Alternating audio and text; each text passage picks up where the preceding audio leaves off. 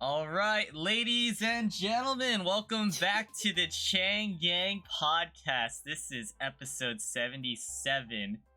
Tonight we have another wonderful guest. We have Allie. Welcome in, Allie. What's up? What's up? Hello.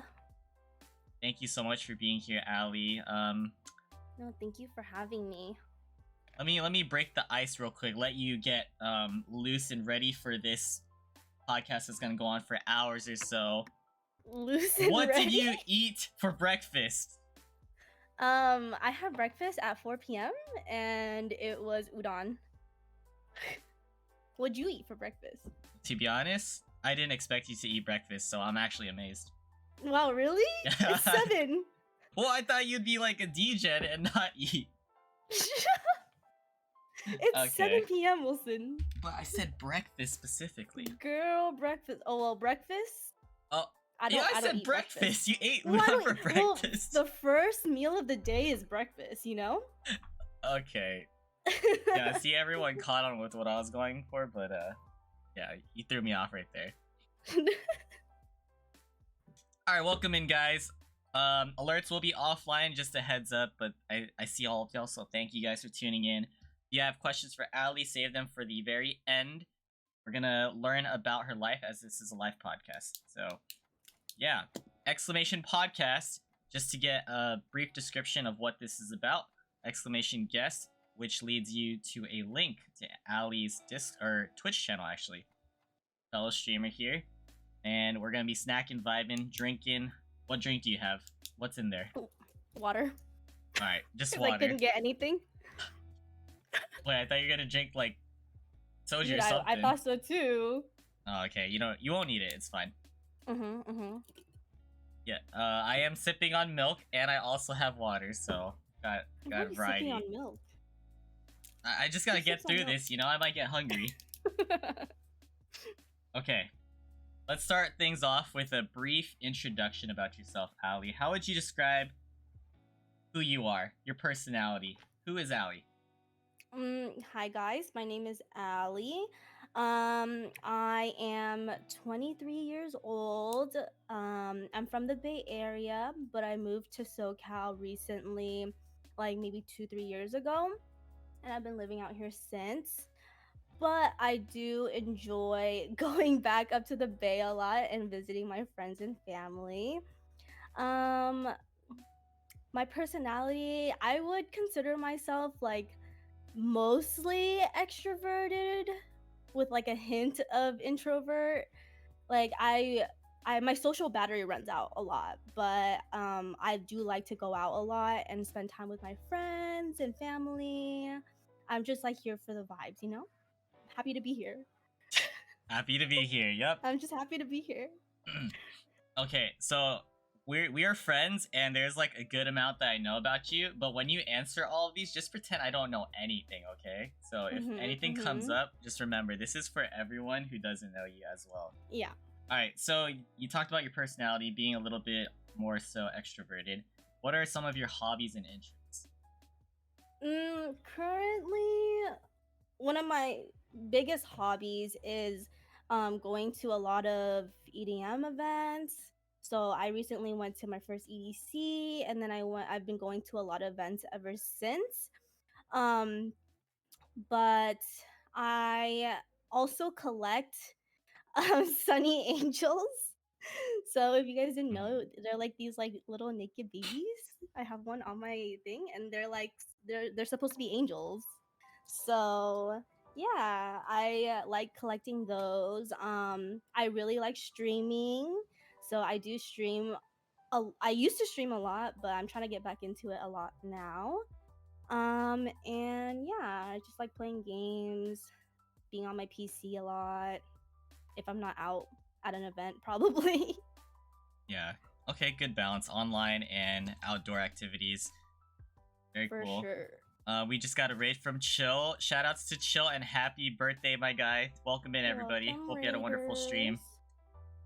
What's up, Chill? We all know Chill here. Happy Thank you, birthday, guys. Chill. We are getting started with Allie's podcast interview. Chill, special guest from episode 1, knows a lot about this. So yeah, All right, cool. Let's talk about some of like your background. You talked about how you moved from the Bay to SoCal and everything, right? So since you're in SoCal Mhm. right now, we'll talk about that. How would you Mhm. describe SoCal? Like the background itself, how diverse it is, and then maybe you could talk a Mm, little bit about the Bay before you move too. yeah. So, I mean, living in SoCal, it's a lot different from the Bay, I would say.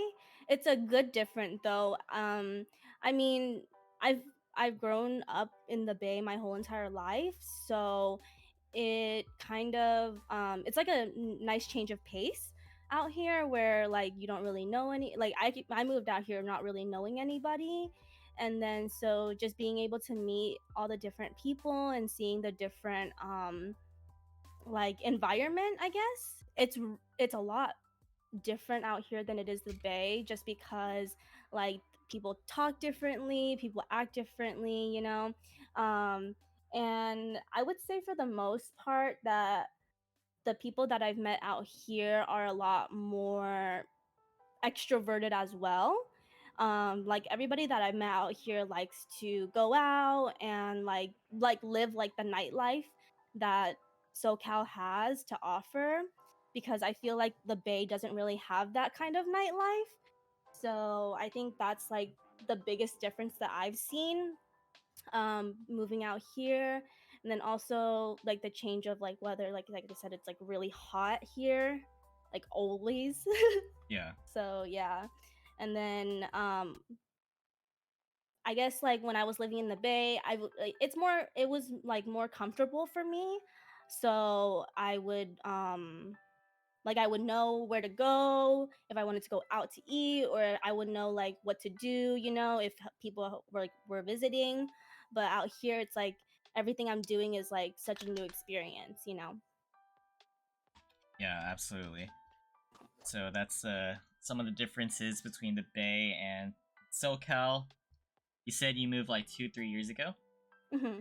What was like the main reason why you chose SoCal then? Well, I wanted to be close enough to my family and friends, but like not like too close, where because I wanted to move out because my like relationship with my parents wasn't the greatest, and also like I'm the only girl in my family, and I'm also the youngest in my family. So I was babied a lot as like growing up, and even till now, I'm babied a lot and I've been sheltered a lot. But I would say like moving out, like I wanted to be more independent. I wanted to know like how to do certain things that I, should be knowing how to do, like doing my own laundry, doing like cooking, cleaning, like just knowing how to do the basic stuff without having my parents like be like, you don't need to do that. Yeah. So, yeah. Okay, with that being said, this is like a perfect segue to kind of deep dive into family, right? The Hmm. topic family. So we'll do that. So going all the way back from what you can remember, let's talk about like the day you were born and everything. What was Hmm. life like for you just growing up? And you could give us like an overview up until let's say the end of high school or something, and then I'll ask you more. Mm, well, when I was a kid, I mean, my parents were like the normal, typical, strict Asian parents, especially, like I said, being the only girl and being the youngest. I was like heavily, like, my mom was a tiger mom. Like, I was heavily, like, hovered by my parents. Like, they would always, like, look at what I'm doing, like, and try to control what I was doing, which is why, like, growing up, my relationship with my parents wasn't the greatest because um, I feel like my brothers, so I have two older brothers, and I feel like my brothers really did try to pave the way. Like, you know how like older siblings are trying to like they try to like pave the way by like being the rebellious kid, or doing Mm-hmm. rebellious things. But I feel like they try to do that, but then my parents kind of just like said like, "Oh, but they're just boys, Like you're a girl, you're supposed to act differently and stuff." So because I wasn't the typical like, oh, stay at home, like very like focused on my studies and stuff. Like I would always get into fight with my parents. Like even when I was like in elementary school, like middle school, like we would always fight, especially with me and my mom. Like we would always just clash.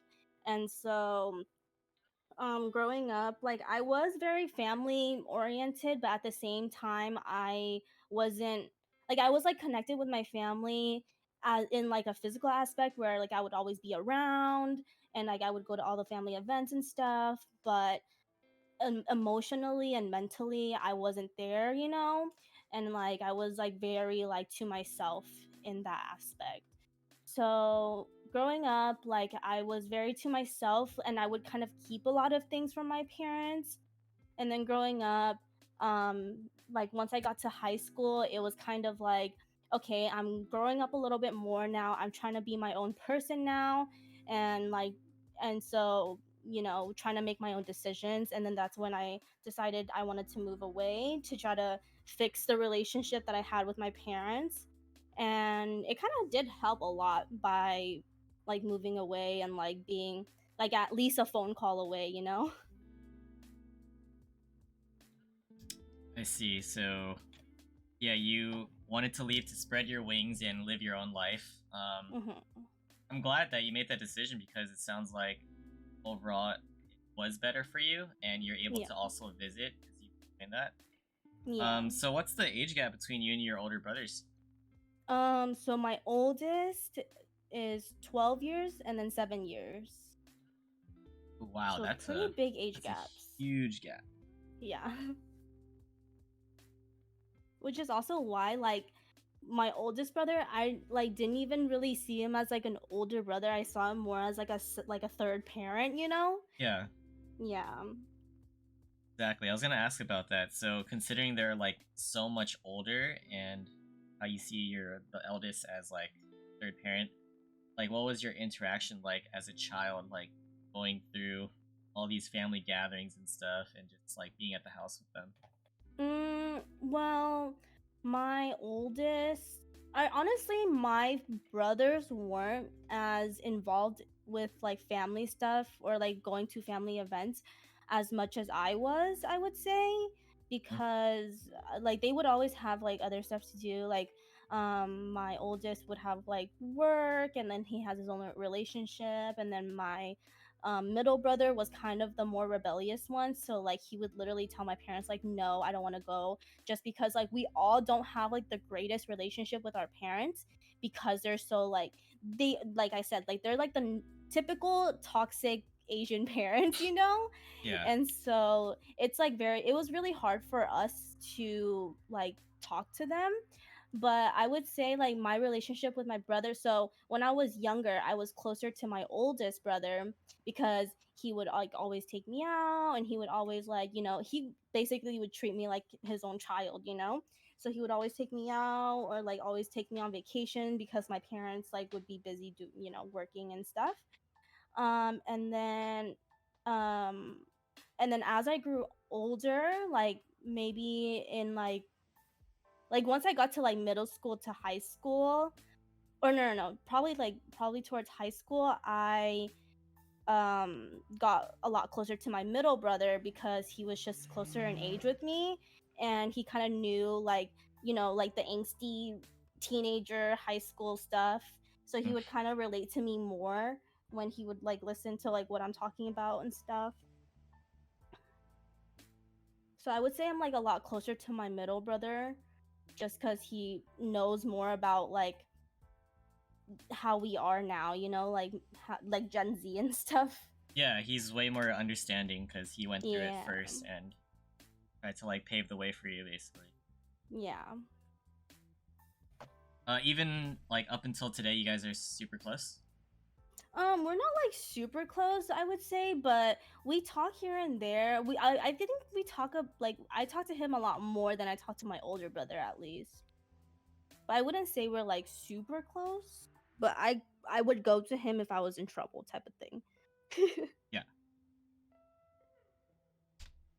Other than your siblings, do you have like a lot of like extended family in Cali? Yeah, so I have, well, it's yeah, I have a lot of cousins on my dad's side because my basically my whole dad's side of the family. My family is really big. It's like my dad had like 6 siblings, and then my mom had like 8 siblings. So all of my dad's siblings are in Cali. So all of my cousins and stuff like are in Cali, and then my mom's family is like some of them are also here too. So and my grandma's here as well. So I see them pretty often whenever I do visit. Yeah, and so that means like you have cousins around your age too that you were able to hang out with. Mm, no, so basically my mom was like the middle child, but like closer to the younger side of it, and then my dad was like the youngest in his family. So I'm basically the youngest on both sides of the cousins Wow. aspect. Yeah. So I'm basically the baby on all sides of it. So I never really had cousins that were like around my age or anything. They were all like older than me by a lot. Mhm. Have you ever asked your parents why they decided to have you like Yeah, 7 years well, later? like so late, right? I Mhm. always ask them too because I was like, did you have me as an accident? I Yeah, literally ask them that. asked them that. I straight up asked them. I was like, was I an accident? And they were like, no, like we wanted a girl. And I was like, I guess they wanted to try for a girl after the 2 boys, but they were too scared to try like so soon afterwards. So then they like tried again when they were kind of more stable Yeah, financially and stuff, just because my family isn't really well off. Like we immigrated here from Vietnam and stuff. So uh, like my parents had to work really hard, even like when they were having like me and my brothers and stuff. So yeah. I guess they were just trying to be more financially stable to have me. Okay. Mhm. All right. So that we talked a little bit about your brothers. Let's talk more about your parents' like relationship. Your relationship with them back then versus now. I know you had like a tie with your mom and you guys would clash, but like what details can you get into of like when that kind of started and how things changed, especially when you moved? I think that it kind of started, well, I wouldn't say it started when I was super young because I feel like I was still trying to like grow and like get the hang of things, you know? So when I was in middle school, that's when I think I was like starting to, because in middle school, you know, when you're like 13, 14, you're going through puberty and stuff. Like you're, and I'm a very emotional person. Hmm. So like when my parents are like trying to be so controlling and stuff, I think that that's when I started to realize like that they were super controlling and that like they wanted to control every move I wanted to do and stuff. And so then that's when I think the clashing started to happen between me and my mom, especially because my dad was more on the like he was just trying to like work, and like me and my mom weren't really trying to stress him out with like our drama, so we kind of just kept it between us. And so it was a lot of like back and forth with my mom, especially just because, you know, when you're in middle school, high school, you go through phases and stuff. And then she just didn't really understand like all these changes, I guess. And so I think that's when it started to get really bad. And then that's when I realized like I need to do something to help me, you know, to help fix this because it's not going to fix it on its own, obviously. Yeah, so like you guys would clash, you would get into like arguments and everything, but how bad would it get, and how do you kind of mend those arguments or Well, from that? at one point, like it was really bad just because like at that point she, you know, like she was like like she had taken over my life. Like she like everything I had she owned basically, you know. So I couldn't really just like up and like, you know, leave the house or like run away or anything like that just because like it didn't make any sense to me. But it would get really bad to the point where like in high school I started going to therapy and stuff because of everything. And I think that's when it started to get a little bit better, when once we started going to therapy. Because I say this like because a lot of Asian parents don't believe in therapy. And so when I proposed the idea of it, it was really frowned upon, and she was kind of like, it's kind of stupid, but at the same time I was like, do you understand, like, or do you know like what else like we're gonna do to make it better, and stuff. And she was just like, okay, I'll try it. And then we were going to therapy for like years, and it got a lot better. So I think that was like the breaking point of it all, was like going to therapy together as like a family and stuff. Even like my dad and my brother went to sometimes. So Okay. yeah, but it got Wow. pretty bad before that. Like we would like literally scream at each other, like we would argue so much. Like, and my mom's the type of person where like she won't like let anything go. Like Yeah. like if we're arguing about something, she'll like go on about it for like days and like weeks and stuff. Wow. Okay, I could see how things would spread out of Yeah, it control. took like, It's pretty wild. yeah, it took a lot out of my like mental health Mm. for sure. To the point where you actually decided to go therapy, family therapy thing. Yeah. Well, I think also how it started was like my mom's doctor, cuz she was going to the doctor a lot when cuz she has like an overactive bladder, Mhm.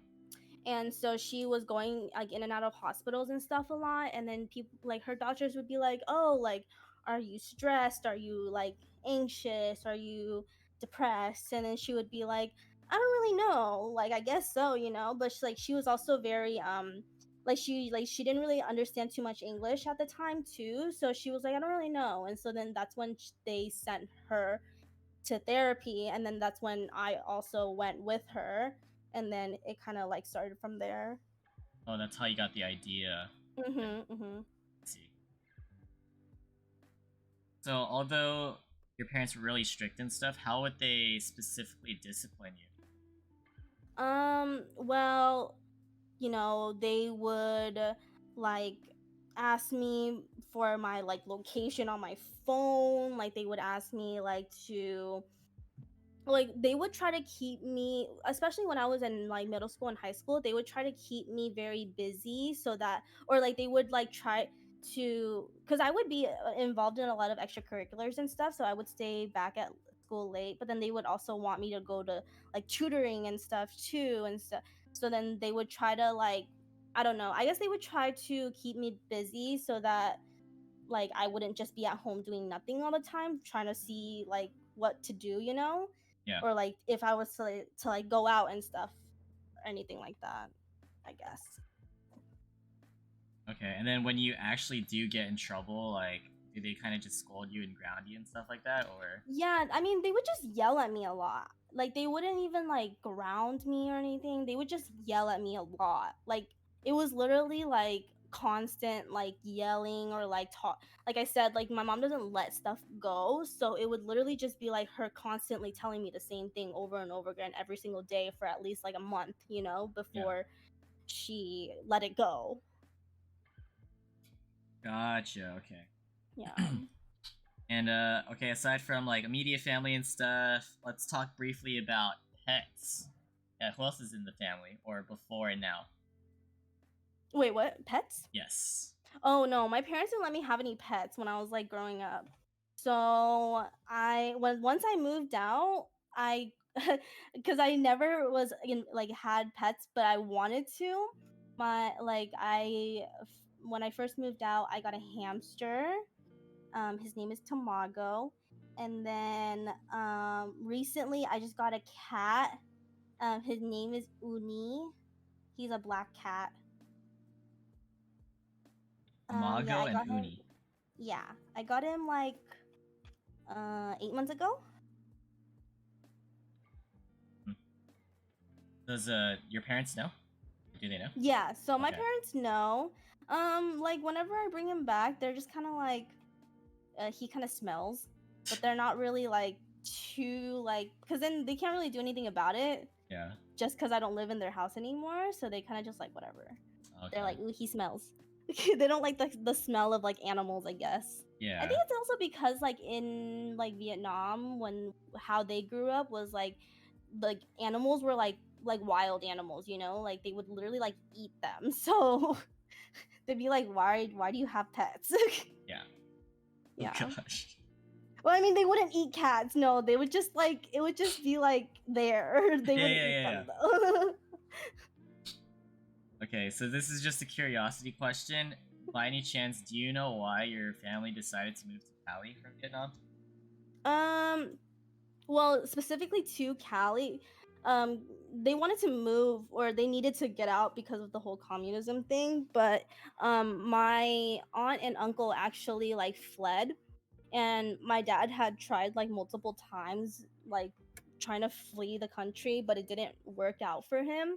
But his siblings ended up going, and so they ended up just immigrating us, getting us papers and stuff once they got here.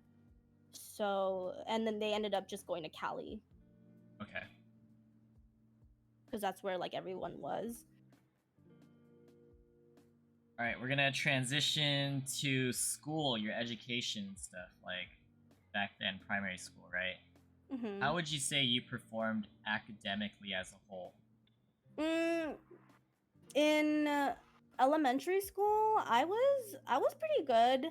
um Academic wise, like I was always like one of the top students even through like middle school and high school too. um High school was a little bit harder just because like, but then my parents like I said, my parents always put me in like tutoring and stuff, Yeah, so I would always be like one of the top students. But once it got to high school, and once things started like crumbling with like my relationship started like crumbling with my parents, that's when it took a toll on my academics, I would say. And I wasn't really focusing on school as much as I used to, I guess. yeah. Yeah. Okay, so talk about the school life then. What were you like in school? Let's say from elementary up until like high school, and what did mm, you specifically do? well, like elementary school, I wasn't really, I don't really even remember elementary school that much, to be honest, but I just remember like focusing on school a lot Yeah, in elementary school. And then in middle school I started I started doing a little bit more. Like I started um playing volleyball, and I started trying to get into like the after school activities or like the extracurriculars, especially in like high school. I would do I was always, you know, I was involved in the Polynesian Club for 4 years, and I would try to do like all the like class activities. So like, you know, like when like homecoming or like fantastics and stuff. yeah, Like fantastics is kind of like when uh like all the classes kind of like put together like skits and stuff, and then they like kind of compete to see which one's the best. So I was doing a lot of that, so I was participating in a lot of like ASB stuff too as well, in high school at least. Okay. Mm-hmm.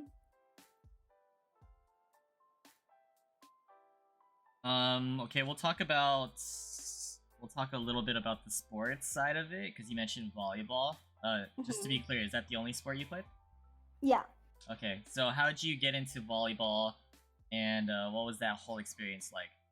Well, I kind of just wanted to get into a sport because I wanted to stay at school longer, because I didn't really want to go home as much because I just didn't really want to be at home.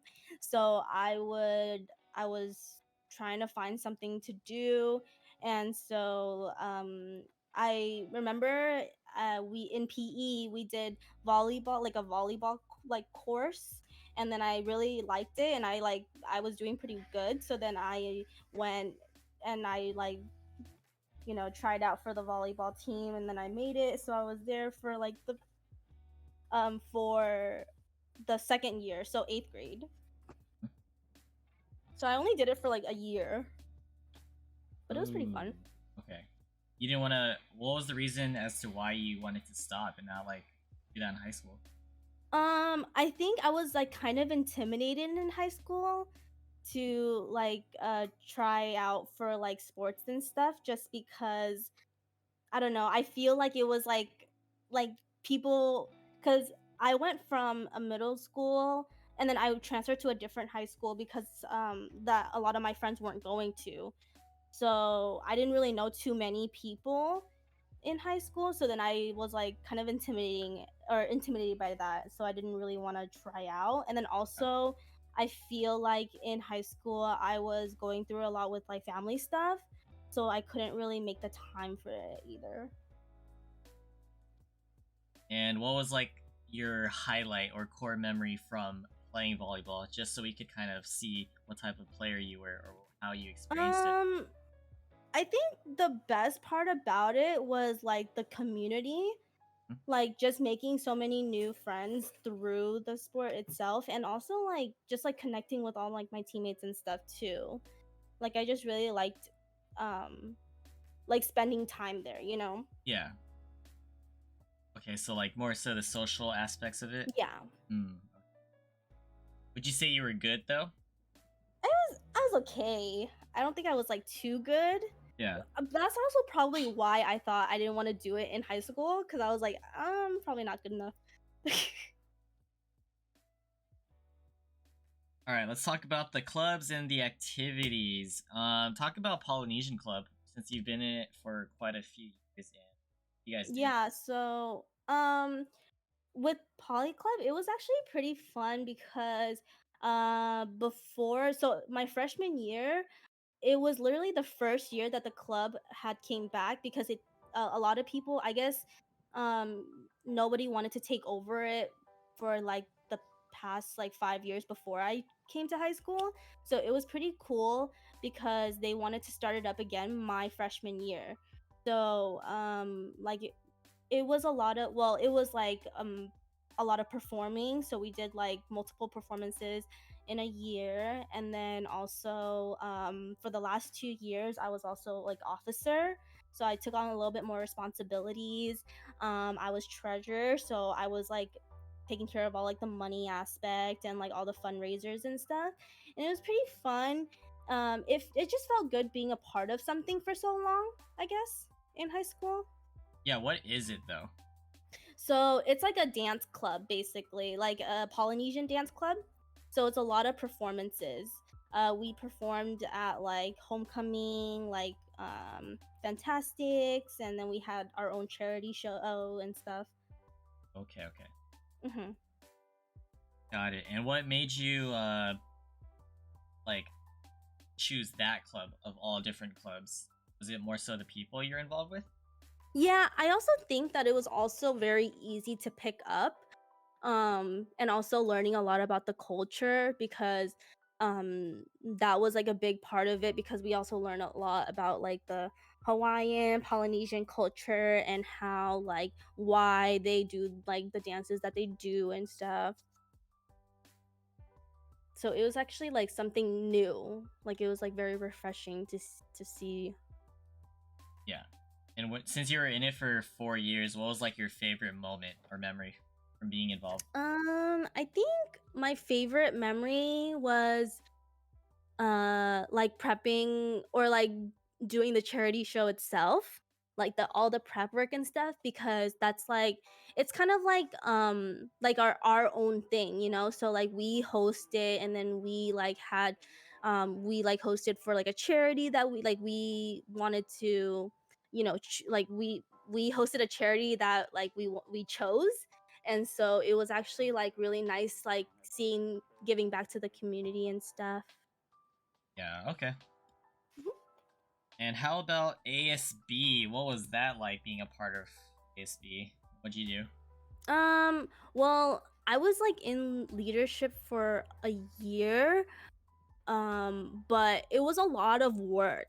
So I didn't really like it too much, just because I felt like there was like a lot of responsibility, and I feel like also the people in ASB were like super clicky and stuff. Hmm. And so then I like didn't really enjoy my time there that much.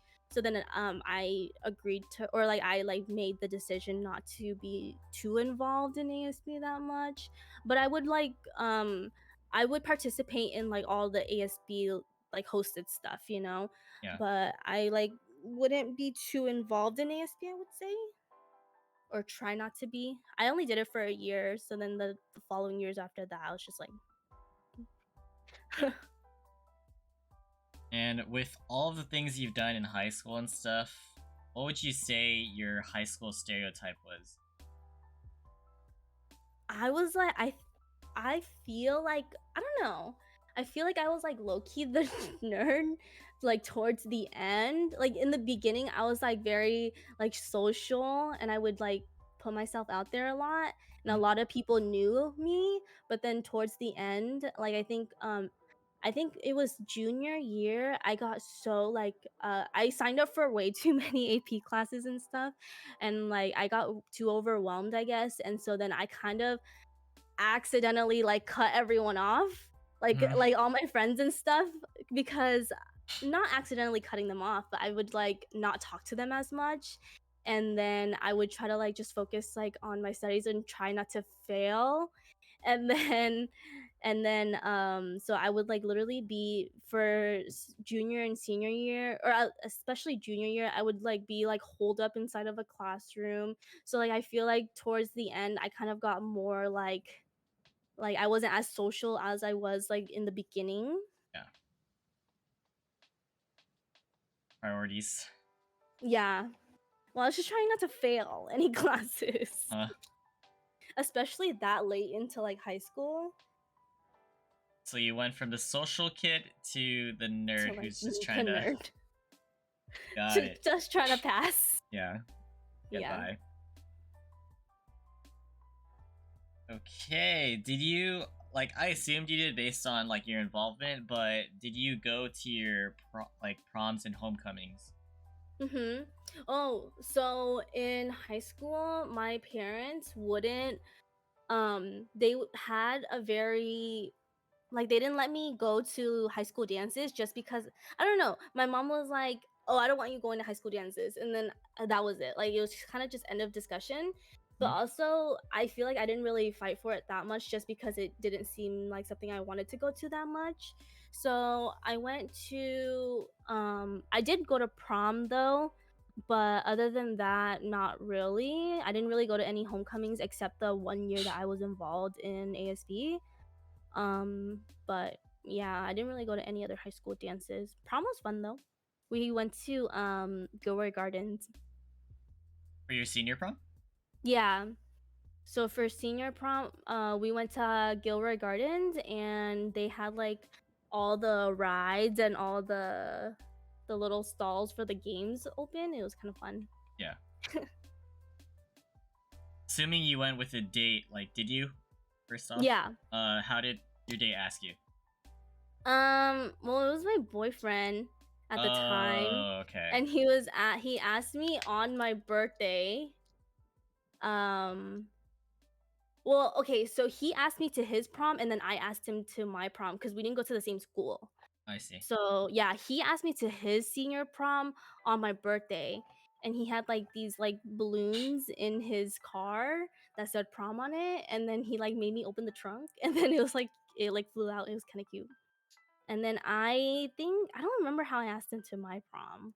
I think I asked him the same day, Hmm. but like with like a poster or something. Yeah. Dang, so you went to two different proms? Yeah, so I went to my prom, and then I went to his prom. It's a different school. Okay.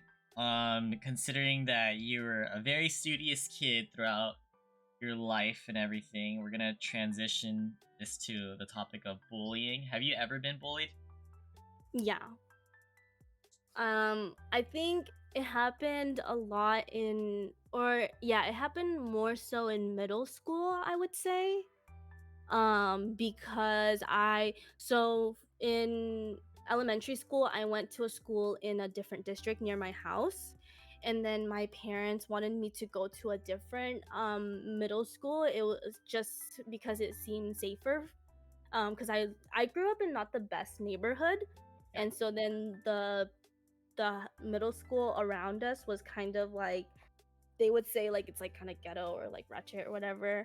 And then so I went to a different middle school, so I didn't know anybody going into middle school, and so it was hard for me to make friends just because like I don't know anyone. I don't know anything about anybody. So a lot of people like kind of made like weird assumptions about me, and then I think that's when like the little bit of bullying started.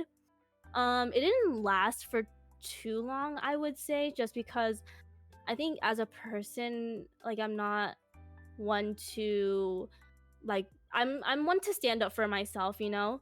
So I feel like it didn't last too long just because I was like, like stop. Like you can't talk to me like this. Yeah. Do you remember? But Do you have like specific stories? I think it was like, well, I think it was one story where it was like I was like honestly just like the new girl, you know? So a lot of people like talked like about me and like made assumptions about me. Like these there was a group of like mean girls, I guess I would say. And they would like be like, "Oh, um like she's just so weird. Like she's like nobody even knows her, blah blah blah." And then I was just like, and then like word spread around, and so it got around, and then like I heard about it, and I was just like I didn't know what to do because I was like I've never had people really talk behind my back like that, Yeah. especially like that young, I guess. So you just like took it for a while, or hurt your feelings and everything, and then you finally stood up for yourself. Yeah, I think like, well, I would just like cry about it. Like I would cry a lot about it, and then I would just like be like, okay. And then I guess over time, like rumors just kind of died down. Like I didn't really do anything about it per se, but rumors just died down. And then um like I wasn't really the talk of it anymore after a while, you know? But Yeah. then like once started like rumors starting like again about me, then I was like, okay, like this like enough is enough, like I'm not the Mm, new girl anymore. yeah. And that was the only time, right? You said middle school. Yeah. I think like the worst part about like being bullied in middle school was just like because you don't know, because like in elementary school it just felt like everybody was like friends with everyone. So Yeah. then like in middle school, like you never like you kind of like grow up a little bit and you realize that people aren't like all your friends and stuff, I guess. And it kind Sure. of just like hurt my feelings a little bit, but it's fine. And on the opposite end, have you ever done any bullying yourself? mm, I don't think so. Yeah, I don't think so. I All was right. never like super clicky or anything either, I would say. I bully Santi though. I do bully Santi. Okay, I was gonna say like, yeah, just to confirm, you're saying you don't bully anyone even today. Oh no, I be bullying people today for sure. But they Okay. bully me first, okay? Let's be real here. It's all love at the end of the day, yeah. Uh-huh, uh-huh.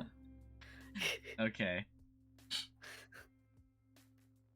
All right, and just tying things a little bit back to family again, just so I could have like an idea of what you went through and stuff. So because your parents were super strict and you were super busy and involved with school, like were you were you like one to follow like a curfew, or were you just kind of like super outgoing and out like all the time, and then just come home, maybe get scolded? Like Mm, what did you do, like, outside of school? well, I think that for me, like I said, I was like super social, Yeah. but at the same time, like my parents were super strict, so I did have like a curfew, or like not really a curfew, but I would literally like have to tell them like exactly what I'm doing and stuff. But then they would tell me to be home by like 10 or something, and then if I don't get home by then like I would just get yelled at, But most of the time, I would say that I still have a curfew. Like whenever I go back to see them, I still like they still like tell me to come home by a certain time or something. But then I think now I just like do whatever, and then if they get mad at me, they get mad at me. Gotcha. hmm All right. So you took a lot of AP classes and everything. You're super studious. What was your plan for college, and what actually happened and everything? Well, my plan for college, I mean, I had a dream school. I wanted to go to UCI, but I didn't get accepted because, well, honestly, I feel like I fell off like junior year, senior year. I kind of just fell off because I wasn't like, I was like going through a lot with family and stuff, so I didn't really pay attention to my schoolwork that much. And so I was like barely passing and stuff, so I'm pretty sure that's why I didn't get accepted. So I decided to go to a community college, but my parents weren't happy about it because then they were like, why don't you just go to a university, just go to a 4 year. And I was just like, no, like that's not what I want to do and stuff. Like I was very adamant on going to my dream school. So then I went to community college, and then I realized that like um well, I went to community college like away from home first of all. So it was kind of weird cuz my cousin that my parents usually get like their school advice from and stuff, cuz she's pretty like they're pretty like well off. Like they went to like fucking USC and stuff. So then they're very well off, but so she was asking me, and then my cousin was like, you need to get out of the house. Like my cousins already knew how like crazy they were just because their parents are the same way. So they were like, you need to get out of the house, like even if you go to community college, like. And then I was like, but how am I gonna do that? And so then they kind of talked to my parents, like my cousin kind of talked to my parents, and she was like, hey, like how about she go to school like somewhere else, So I ended up moving in after high school. I ended up moving in with my aunt, or not my aunt, but my mom's best friend. She lived a little bit more north of me, so it was like pretty close, but it was also a drive, and I Yeah. wouldn't have to be living with my parents. So I took the offer, and like I lived with my aunt for a little bit, and then I went to school, community school near there. And then after that, that's when I decided to move out. Like when the pandemic hit, that's when I decided, okay, like I'm probably gonna just move out and take a little break from school, probably just be a little part-time student for now, and just like try to focus on like my independence as like Yeah. a person. So like get a job and then focus on, like that job, and then maybe go back to school. So currently right now I'm like taking like a gap, and then getting kind of like my financials together, just because I don't want my parents to have help me pay for any schooling or anything like that. So that's what I'm trying to do right now. um I used to work in sales before this, but I'm currently unemployed right now too. So yeah, just in between jobs and stuff. When you first went to that school and you moved in with your mom's friend, what were you studying? And that like what you've always wanted to do?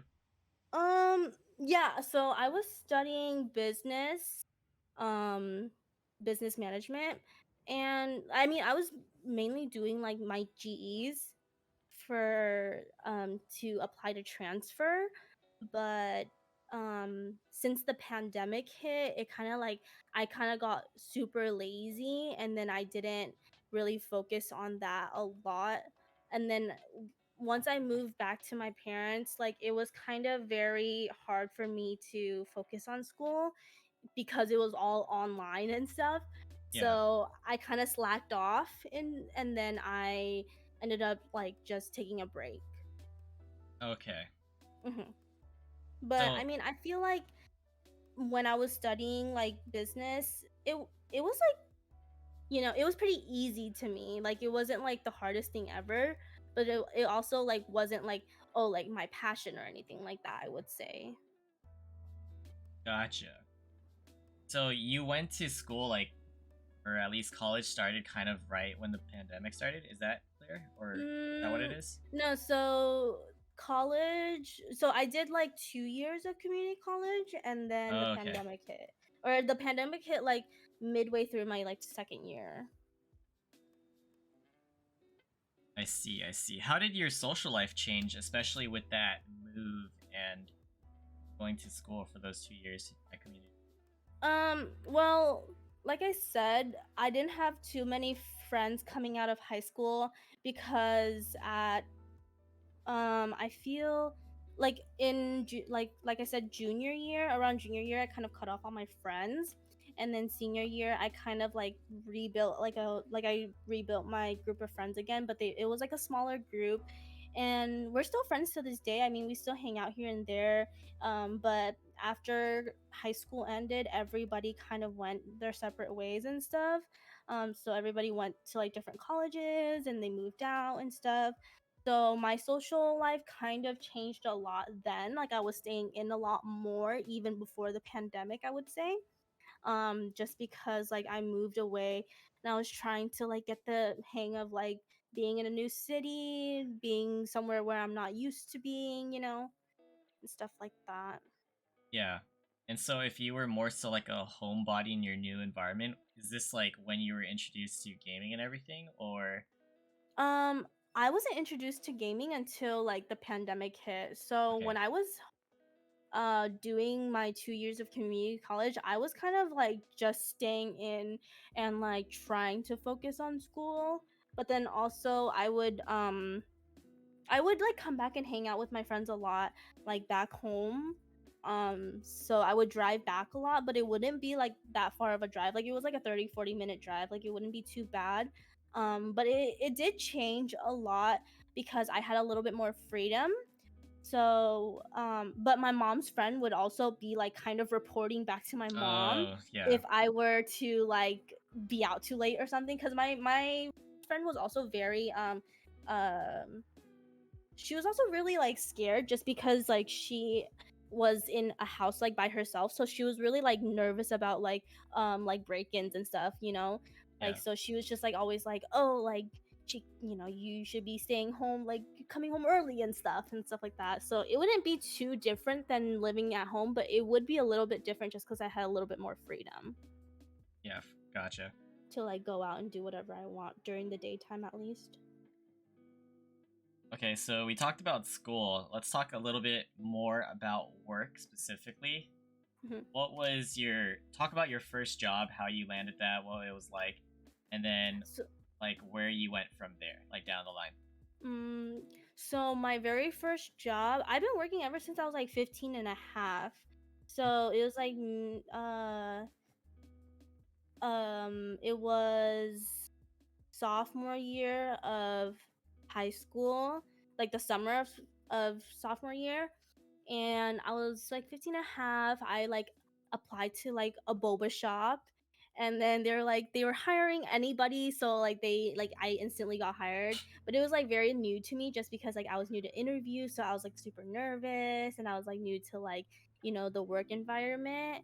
But I started working pretty young just because I wanted to not have to ask my parents for money, and I also wanted to help them out a little bit just because we weren't well off or anything. Like my parents were working like full time, like sometimes 6-7 days like a week and stuff, and I kind of just wanted to take a little bit off of them, like so they wouldn't have to worry about like me or like buying things that I would need or something like that, or things that I would want. So I started working pretty young, and I was actually pretty surprised that they let me work when I was young. But I think it was also like the whole thing of like them trying to like keep me busy, and then they also like the fact that like I was like that I had like a good work ethic, I guess, starting young. And then like my couple jobs after that, it was also like just small like part-time jobs with like boba shops or like dessert shops here and there. Nothing too serious until I moved out here in SoCal, and I was like, okay, I want to do something other than like food industry. Like I want to get out of that, because before I was like, okay, like I went into boba shops, and then I went into like dessert shops, and then I went into serving, and then I was like, okay, like once I move out here, I'm gonna start looking for like something else. Like I want to start like seeing like what I'm actually interested in doing. So when I moved out here, I started applying to jobs like sales and stuff. So I started working in sales um, when I first moved out here, and then I've been working in sales ever since, up until about like 6-7 months ago when my company shut down. I was working in cell phone sales and like internet sales, and then my company shut down. So then I've been on EDD for a minute, but then I'm starting to look back into what I wanted to do now. But I kind of want to start branching out of sales just because I've been doing it for a couple years now, and it feels like sometimes it feels really tiring to have to talk to people all the time. So I'm thinking about doing something other than that, maybe something office work or like a receptionist job, maybe. I don't know, something like that. Yeah, to be Something more low determined. key. Yeah. Okay, those the first few stories you talked about, like being in the boba industry and food service, like which chains were you a part of? I was in, so my very first job was a Tapioca Express. And Okay. then I used to work at Icicles, like the rolled ice cream stuff. And then I Hmm. used to work at T Sane. That's like the most popular one in like that area right now. Hmm. And then I used to and then I moved on to serving. So I worked at like a seafood boil spot in like up like more north. And then yeah, I think after that was when the pandemic hit. And then I stopped working and then I moved out here. Oh, okay. Well, Yeah. what are your thoughts about working at all those like boba spots? I think it's a good starter job, and it's it's like not like it's like a good part-time job, you know? Like it's a good like thing to like get into.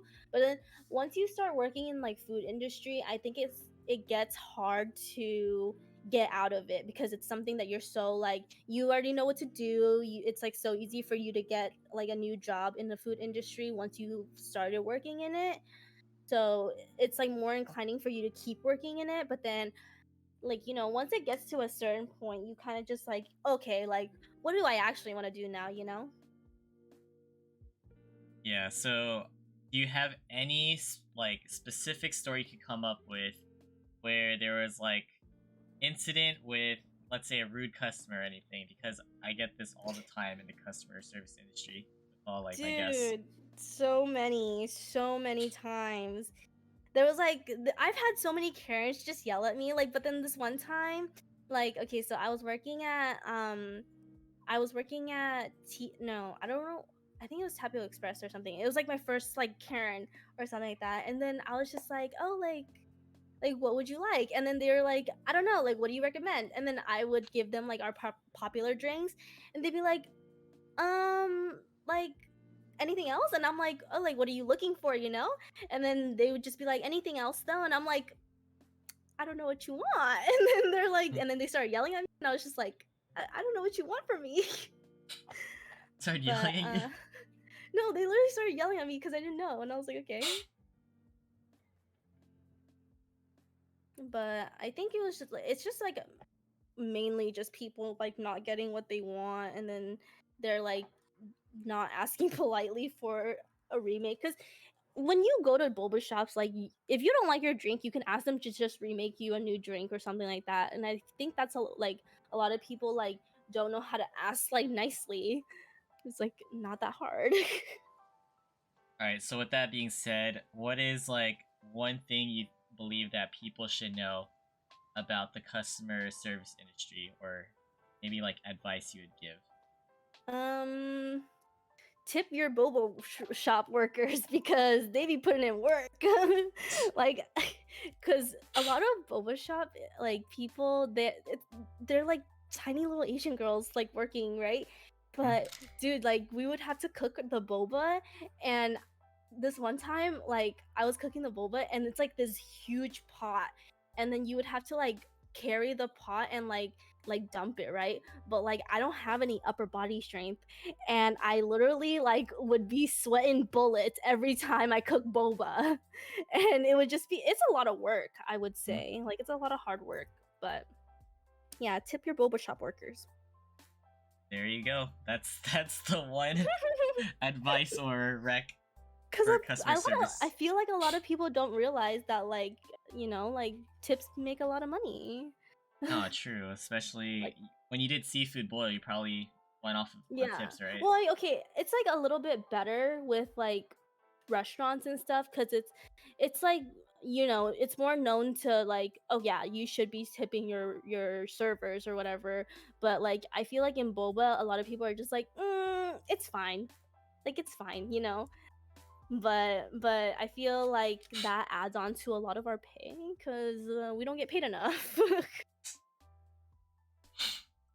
Okay, you said the pandemic hit, and that's when you kind of stopped, I guess, like the seafood boil stuff, right? hmm So, what actually made you transition to sales specifically, like gravitate towards that? So I was pretty open to doing anything when I was out here just because like I said, I was trying to be a lot more independent. So I had money saved up for the first couple months for when I move out here. But I knew that like, if I wanted to keep living out here and stuff, I would have to get like a job that pays a little bit more than what I was used to, and then also like working full time. And so I was like open to anything. And so then when I went on Indeed, I found like I was like basically interviewing for everything, right? And then like once I got like a job offer, I was like, okay, like I'm ready. And so then I started working for this company. I started working for AT&T, and they were looking for like sales representatives. So that's when I started becoming a little bit more involved in the sales aspect. So a lot of people, because I was like brand new to sales, I didn't have any experience in it. So a lot of people were just like teaching me a lot about sales. And then I actually started becoming really good at it. And then that's when I realized that I was like, okay, this is something I'm pretty good at. And it's like making me a lot of money. And so I kind of just stuck with it. And then I ended up really liking it just because I like talking to people a lot. But Hmm? then over time, like it does get a little bit tiring, but it was like something like fun. Like every day you would come into work and you would like still you wouldn't know like what to expect. Like it could be like a slow day, but it could also be like a day where you make like so many, like you break records, stuff like that. Yeah. And you mentioned earlier that you're probably gonna pursue something else afterwards. Else. Yeah, so I'm trying to branch out of sales just because I realize that like I get burnt out really easily, and I feel like that's not something I kind of want to do full time. So I kind of want to look for something more like low key, like maybe office work or like receptionist work, something like that, where it's like I still get to interact with people on a daily basis, but not in like this like customer service or like sales aspect. All right. I'm gonna put you on the spot. I'm gonna test you on your sales Okay. on your sales experience. Okay. Considering that you're a collector of these sunny angels, try to make a sales pitch to like sell one to us or to make us Oh, buy one. okay. A What would you sales say? pitch. Yeah. Be like, let me think. I would be like, I don't even You know. put it on the spot. Put It's you on the been a spot. minute. It's been a minute. Yeah, Okay, yeah, give me a yeah. second. You're like, oh hi, Um, Ali. What's this? What is this little naked baby I'd thing? be like, oh my gosh. So this is actually a blind box that in every box you never know what you're gonna get. So it's a huge surprise every single time. And like there are these little collectibles, so like like gamblers, like they spend so much money and they lose so much money, but they don't get anything back. At least with this, you're getting a little naked baby, and you never know which one you're gonna get, so it's always a surprise. Okay, we'll talk about the sunny angels later. But okay, thank you for that. No, no. Sunny Angels, No, good. no, no. Everyone's gonna take some. You could get I you think you could did get good. some. You could get ice spice. You never know. Oh, okay. Limited edition stuff. Okay, cool. Thank you for that. Round of applause. Round of applause. Got some sales right there. Imagine. Alright, before we proceed to the next few topics, do you need to take a break or are you good? I'm good. Okay, cool. For sure, we're gonna talk more so about your social life. Alright. So, let's talk about just social life aspects. Do you do any of the following? Drinking, partying, clubbing, raving. Yes, all of the of the above. All of the above. Okay, let's talk a little bit about all of that. Let's start with drinking first, okay? Talk about your first time ever consuming alcohol. What was that experience like? Well, it was like when I went to like my first like high school party. I honestly didn't start drinking. Okay, well, like I guess like it doesn't matter. I'm 23 now, but when I had my first drink was like when I went to my friend's like 16th birthday party. And I mean, at the time, like obviously I was a lightweight, so it didn't take me much to like feel something. But I think I didn't like drinking that much in high school just because it felt like something like something so like secretive, I guess. Like I had to sneak around to do it so much. So then I was just like, like I didn't really it didn't really seem like too much to me at the time, I guess. But I think once I turned 18, I was a little bit more open to drinking a little bit more in like social aspects. But I think once I turned 21, that was when I was like, okay, like I think like drinking, or actually no, when I moved out after high school, so like 19, 20, that was when I was like a little bit more open to like going to parties and stuff. And like, yeah, but I got fucking wasted every time because I was such a lightweight. What do you consider as like lightweight and heavyweight in your standards? Like I was like a one-shot wonder, but I feel like lightweight, I anything like if it takes you like a couple shots, you know, to get like super tipsy or something like that, I think that's what I consider a lightweight. And I think heavyweight is just like if you just keep drinking and you just don't feel anything, then like I don't think drinking's for you. Got it. So, talking about your first time, do you remember what your first alcohol beverage was? It was a shot of Smirnoff watermelon. Did you like it, or do you like it No. today? No. You're scarred? I threw up so much that night. Listen, it was not good. For your first time? Yeah. Oh, wow. Because it was a party. Started strong. Started strong. That's the reason why I am the way I am now. Well, we're learning about the way you are, so that's the podcast. What would you consider as your favorite alcoholic beverage and your least favorite? Right now, I don't like hard alcohol anymore. So, like, I can't do shots that well anymore. But I think, I mean, my favorite would be like cocktails, like any type of cocktail. I think my go-to drink, if I were to go to like a bar or like, yeah, if I were to go to a bar, would be like a Red Bull vodka. Okay. I like buzz balls. They weren't lying when they said it would get you buzzed. But I feel like I don't really drink that much anymore, I would say. So I used to be a heavyweight when I was like 20, like when I first turned 21. But I feel like over time it kind of died down because I don't drink very often. there's a lot of hard alcohol that you try to get away from, but is there one in particular that you will never drink? Like, hard no? Ooh, I hate Jameson. Jameson is so gross. That's like the one thing I can't drink anymore. All right. I like tequila though. If I had to choose like a hard alcohol, I like Hmm. tequila or Who's vodka. who's bringing Jamie to the next party with Ali? No, nope.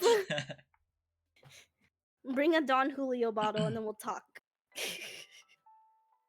Okay, you talked about blacking out and everything, but what type of drunk are you, like specifically? Maybe before versus now, if it changed.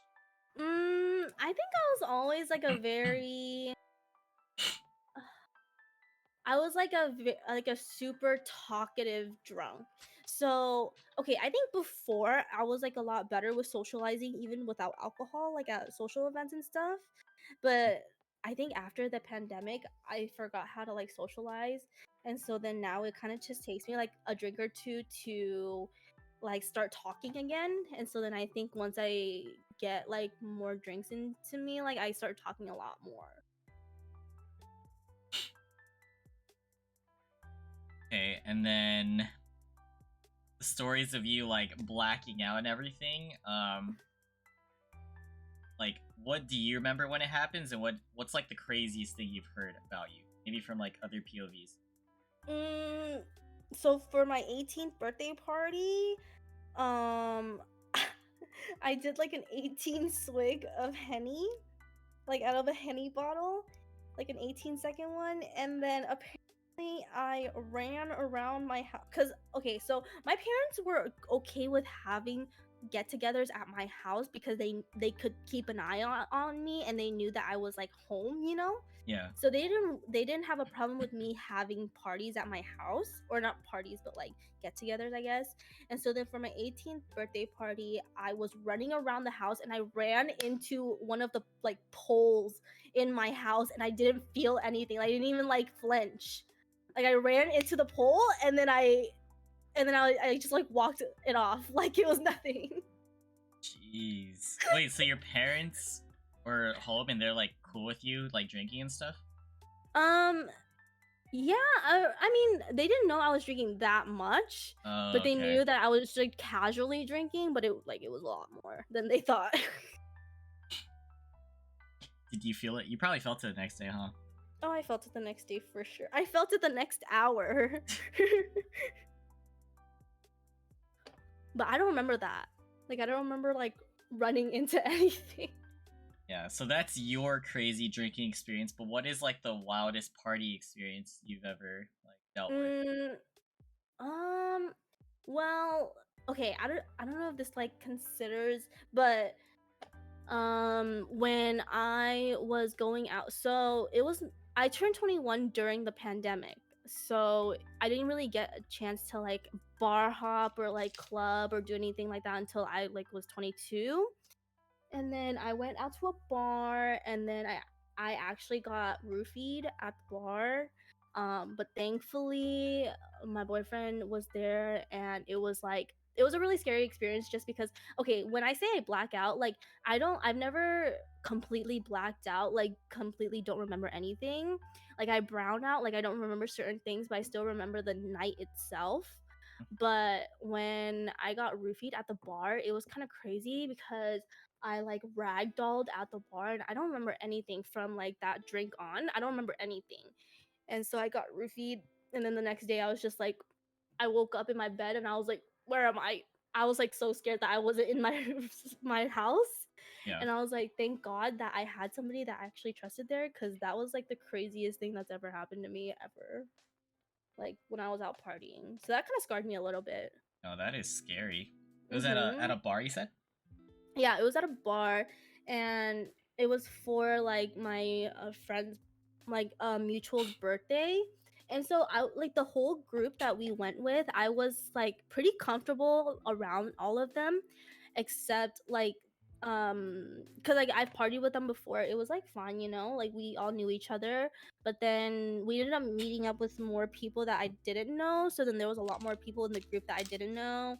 And so then I wasn't like I guess like I was just like I wasn't being like as careful as I should have been because I like that was also my first bar ever since turning 21. So I didn't really know how careful to be until like that, you know. So remember to cover your Your drinks, drinks, girlies. yeah. Guys too, just anyone. No, you seriously. Okay, let's talk about clubbing and raving. What was the introduction like to those, and how would you compare them, first of all? Well, raving, I started raving right when I turned 18. So my first rave was like in 2018. I've been raving for 5 years now. The My first rave was Millennium, so that's why he's my favorite. Um, and it was because my coworker, so I was working at Icicles at the time, and my coworkers were like, "Oh my god, like we're gonna go to this, you should come with us." And so then I was like, "Oh, like I actually like really like the music, so sure." And so I started listening to EDM before because my brother actually listened to a lot of EDM too, and he was going to a lot of raves then too. Hmm. It was actually so funny because I told him, my middle brother, I told him that I was going to Millennium and it was going to be my first rave. And then I actually ended up seeing him there. I knew he was going to be there, but I didn't think I was going to run into him because there's so many people there. So I Yeah. literally ran into him at the bathrooms and I was like, "What are you doing here?" And he was like, "Let me know if you need a ride home afterwards." And I was like, What? "Okay." But yeah, I went with like my coworkers. We ended up being like really close friends afterwards. And Mhm. so then ever since then we started going to a lot of events together, um like as a group, as like a group of coworkers and stuff too. So it was actually pretty fun. So that's raving. I guess we could talk about raving before clubbing as Hmm. well. What would you consider as like your favorite like rave or event that you've been to, and your least favorite? My favorite event, I mean, I think EDC tops everything for sure. Like EDC is just on a whole nother level. But if I had to choose like just like one event, it would be like Millennium, like the most recent show that I've been to. It was like his new show. I think that one was really good just cuz I don't know, I really like the visuals as well. Like whenever I go to events, I pay attention to a lot of visuals. And so I think Millennium was really good, but overall EDC tops everything. But my least favorite, I don't really have a least favorite. I think everything's pretty good. Yeah, I don't have like a least favorite, I would say. That is not bad. Yeah. Okay, so um, that's like the raving scene and everything you started Hmm. 5 years ago. How about clubbing? I don't club too often, I would say, just because, like I said, when I first turned 21, it was during the pandemic, so, and also I didn't have a lot of friends out here because I had just moved out here during that time, so I haven't clubbed as much. But whenever I do go to club event, it's like always for like an EDM event, so it's not super. Oh, I've okay. never been like the first time I experienced like actual clubbing was in Vegas for like my sister-in-law's bachelorette party. And clubbing in Vegas is a whole nother story, especially if you're a girl, just because it's like it's so different than like when people like describe clubbing, because like I feel like the the nightlife in Vegas is just so much different than like any other club I've been to out here. How would you describe the difference between like clubbing and raving, like the vibes and the type of people you're experiencing? Um well, I think clubbing there's a lot more there I feel like there's a lot more variety with like music and stuff. Like a lot of clubs like play a lot of like EDM, but then they also play R&B and stuff. Like it's like good variety. And then with raving, I think that the people are definitely nicer at raves, especially just because like um I feel like at raves, like the whole like plur community and stuff, like it's a lot nicer at raves, but then also like at raves, it's a lot more people there. So I feel like it could be a little bit more overwhelming, I guess. than clubbing, I would say. Okay. So that's some clubbing and raving talk. Hmm. So if someone were to try to go to their very first rave, right? Hmm.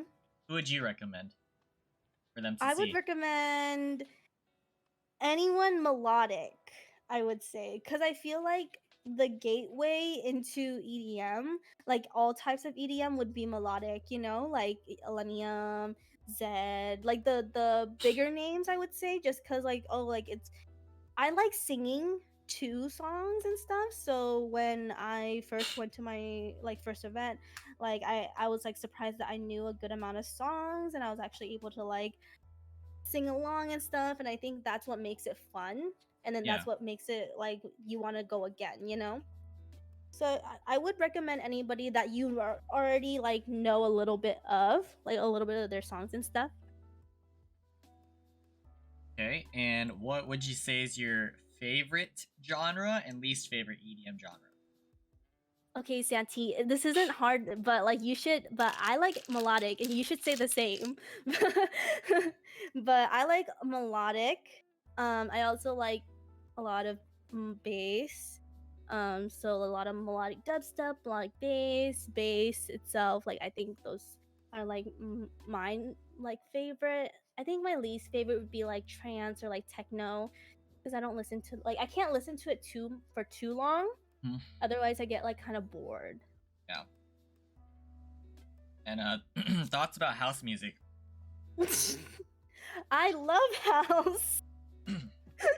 No, I actually really like house. I can't listen to it for like I wouldn't go to a fully house festival, Yeah. but I love house and I know Smokes does too. Wonderful. Wonderful.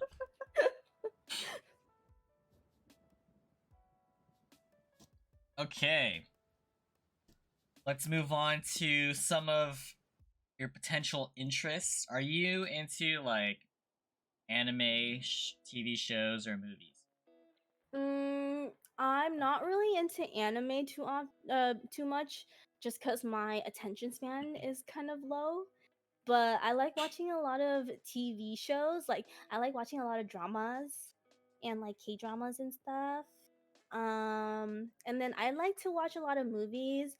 But I also feel like my attention span gets a little bit low for movies too, so not too often, I would say. But TV shows for sure. All right. Name like one movie that you really like off the top of your head. I like High School Musical. Musical? Okay. Hmm.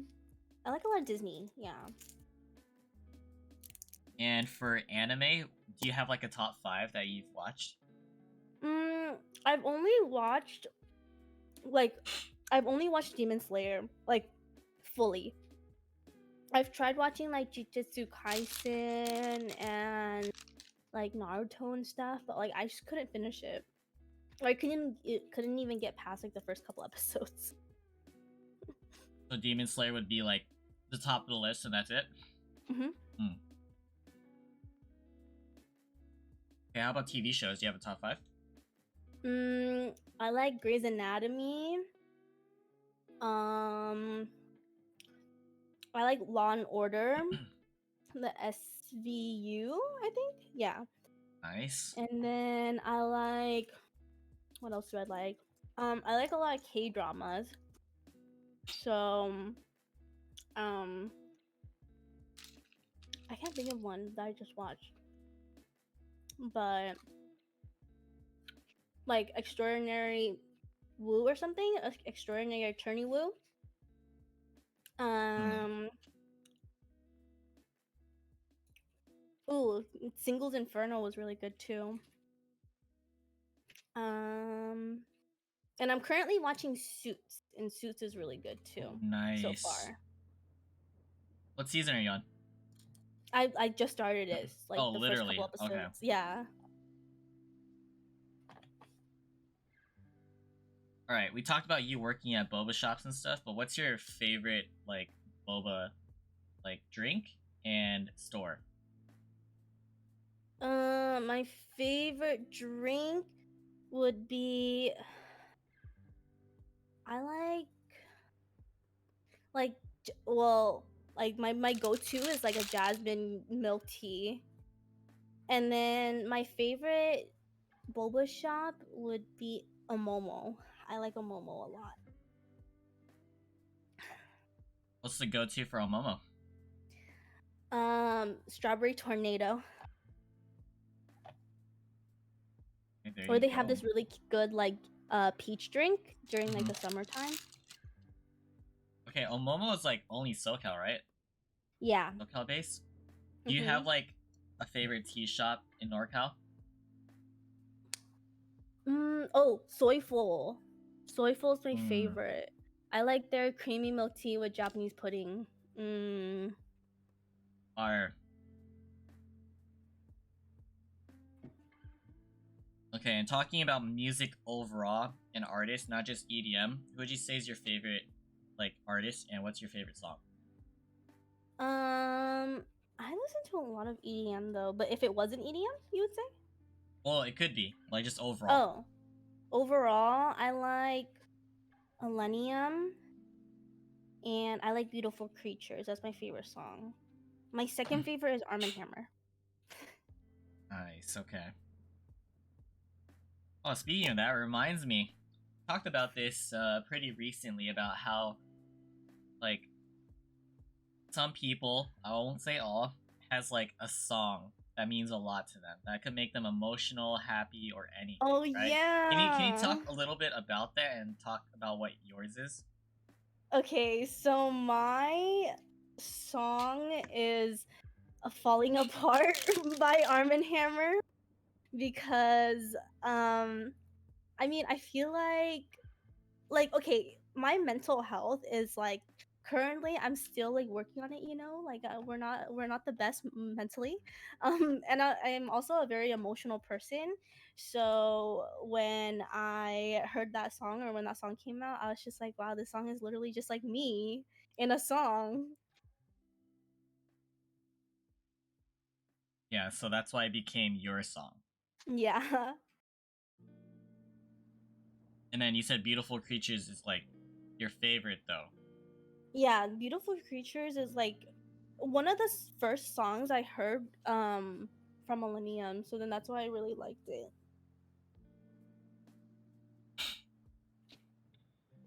But he's Okay, putting out so much new music now, so true. it's hard to keep up. Do you have any of the following tattoos and piercings, and if so, like, what would you like to share about them? Yeah, so I have two tattoos. I have one on my like side, my left side, and it's well, I can show you right now. So it's like this flower tattoo, and it's also with my mom's signature. And I got it because, well, like I said, I never had the greatest relationship with my mom, but I always knew that her intentions were like good, you know? Like I always knew that she was always looking out for me, and she's like always like working for the family and stuff. So I really admired that about her, and so that's why I got her signature. And then also on my left side right here, I have a tattoo, and it's like of like a flame. It's like one of the flames from Studio Ghibli, and I got that one recently, like a couple months ago, with Joey J Dizzles. Shout out to J Dizzles, because she's like my twin flame, and so even though we met like recently, like we're literally like kind of the same person, which is kind of really scary. So we ended up getting like similar tattoos together. So we both have like flame tattoos.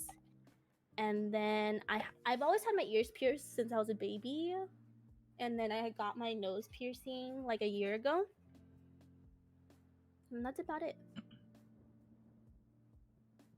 Okay, that's tattoos and piercings. Do you plan to get more? Do you feel like they're like addicting to have or to get? Um, Honestly, for me, not really.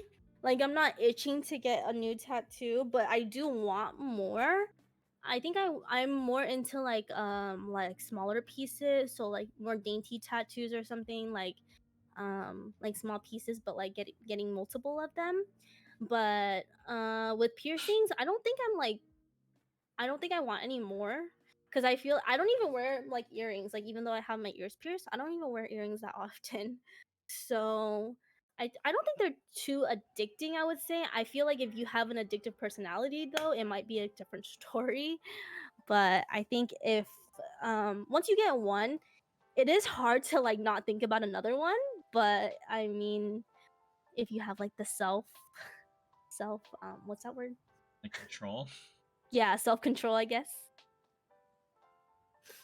All right, talk about your hair. When did you like first dye your hair or like make changes to it, and what phases have Oh, you been through? oh my gosh. So I have like black hair. My natural hair is like black. So I started dyeing my hair at the end of senior year. Like I just started getting like small like highlights and stuff, and then I started getting like ombres. I mean, my hair's always been like kind of the same. It's always been blonde. So I've never really ventured out into like a different color just because I feel like I wouldn't look good with like colored hair. Mm-hmm. But I've been blonde for like 5, 6 years now, and I'm actually thinking about going back to black like Oh, soon, very soon. I don't know. I'm thinking about it because like I have to think like you have to think about it because if you go back to black, like it's gonna be hard for you to get back to like this blonde again, especially if your natural hair is like black. okay. Let's see. How about vaping? What's the story behind that? Vaping. I started vaping when I moved out. So I mean at first well actually I started in like high school a little bit. And that was when I started smoking weed too. But I mean, that was when I was going through like my whole I think a lot of it started when I was fighting with my mom a lot in like high school. And so I mean, it all started like as like something to try and see like or like just something to try because I was super curious. And then I didn't start vaping like actually um until like I started going to events and stuff. Hmm? And then that's when I started vaping a little bit more just because it was just always there, and then now I'm addicted. I see. Yeah. Don't do it, kids. It's not worth it. Have you tried to stop like the addiction? I mean, okay, the thing is, I feel like I do it just because I'm bored. But like whenever I can go like multiple days without it and be fine. So I feel like I'm not like super addicted, but then I also like I can't just stop for some reason. And I never Yeah, really yeah. tried to just stop. Uh, But I feel like I should. Speaking of addiction, so when did this addiction start for the Sunny Angels? Back Oh on my this topic. god. Okay, so it started when so my friend, one of my best friends from like high school that I still talk to now, she was like addicted to them, right? Like, or she started collecting them, and I was like, those are weird. Like, those are creepy and those are weird. Mm-hmm. But then she came to SoCal to visit me and like go to Disneyland and stuff. And she was like, "Do you want your first one? Like, I'll give you like one of my duplicates." And I was like, I mean, sure, I guess. And she was like, wait, when I'm there, can we go like Sunny Angel shopping? Because like there's a lot of good stores there. And I was like, okay, fine. So then she gave me my first one, and it was this stupid zebra. And it's so ugly. but it's my very first one that she gave me, but it was already open, right? Yeah. And then I told her, I was like, okay, I'll get one just to see what the hype's about, right? And then I got one, and it was like a freaking, which one was it? I think, oh, it was Ice Spice. I gave it to Santi, but it was one that looked like Ice Spice, and it was like super cute. And then after that, I didn't start collecting until like recently, like a couple months ago. I just started buying it because I was like, okay, like I like opening the boxes, I like seeing what I get. And then now I'm addicted. I have so many. I have a whole drawer full of them, and I don't know how to display them. So, can you give like an estimate of how many you have? At least like 40. Like total, everywhere. Everywhere? At least like 60. I would say. A lot. It's a lot. And I'm getting more soon. Which one's like your favorite? Oh my god, this one's my favorite one. Look, she's so cute. It's like a limited edition night cherry blossom one. She's cute. I gave you, which one did I give you? I gave you the panda one. The red panda one. The red panda, and then I gave you the, oh my god, you opened the you opened the candy one and you didn't want it? Where did it go? No, I don't know where it is. Where did it go? It might be in like the backseat of like my car? Or your car maybe. Oh my god. Yeah, it was my car. Okay, we'll see. This one. This is like my second favorite. It's a Shiba. Wow. Some of them have clothes. Interesting. Some of them aren't naked. Yeah, like these cat ones I just got. Yeah. They're so cute. See, some of them aren't naked, guys.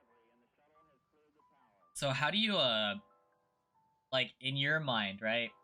It seems like you're trying to get people to be open to collecting these, to like get some of them, on their own. Yeah. How do you actually convince them, considering that you started off thinking like, "Oh, these are creepy, naked babies"? Well, I think the thrill of it is when you open it. It's like gotcha, So then how did you feel when you opened it, Wilson? Like, did you feel good? Like, did it feel good? Seeing what you get? No, I get it. The gotcha aspect of it, yeah, it's like... No, literally.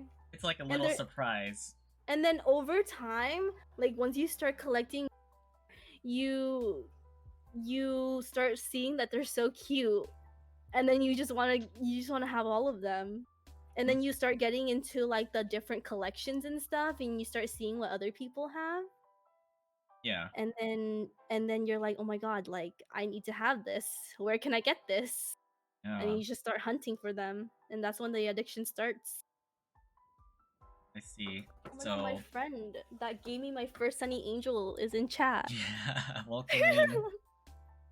So this is how the addiction's gonna continue to go on and on. At least I'm not gambling, guys. Yeah. So, being a cult leader, yeah, any thoughts about that? Wilson, you haven't been bringing your freaking Sunny Angel gym. What's going on? Can you please explain to everyone what it means to be a cult leader and what your expectations are? What do you mean?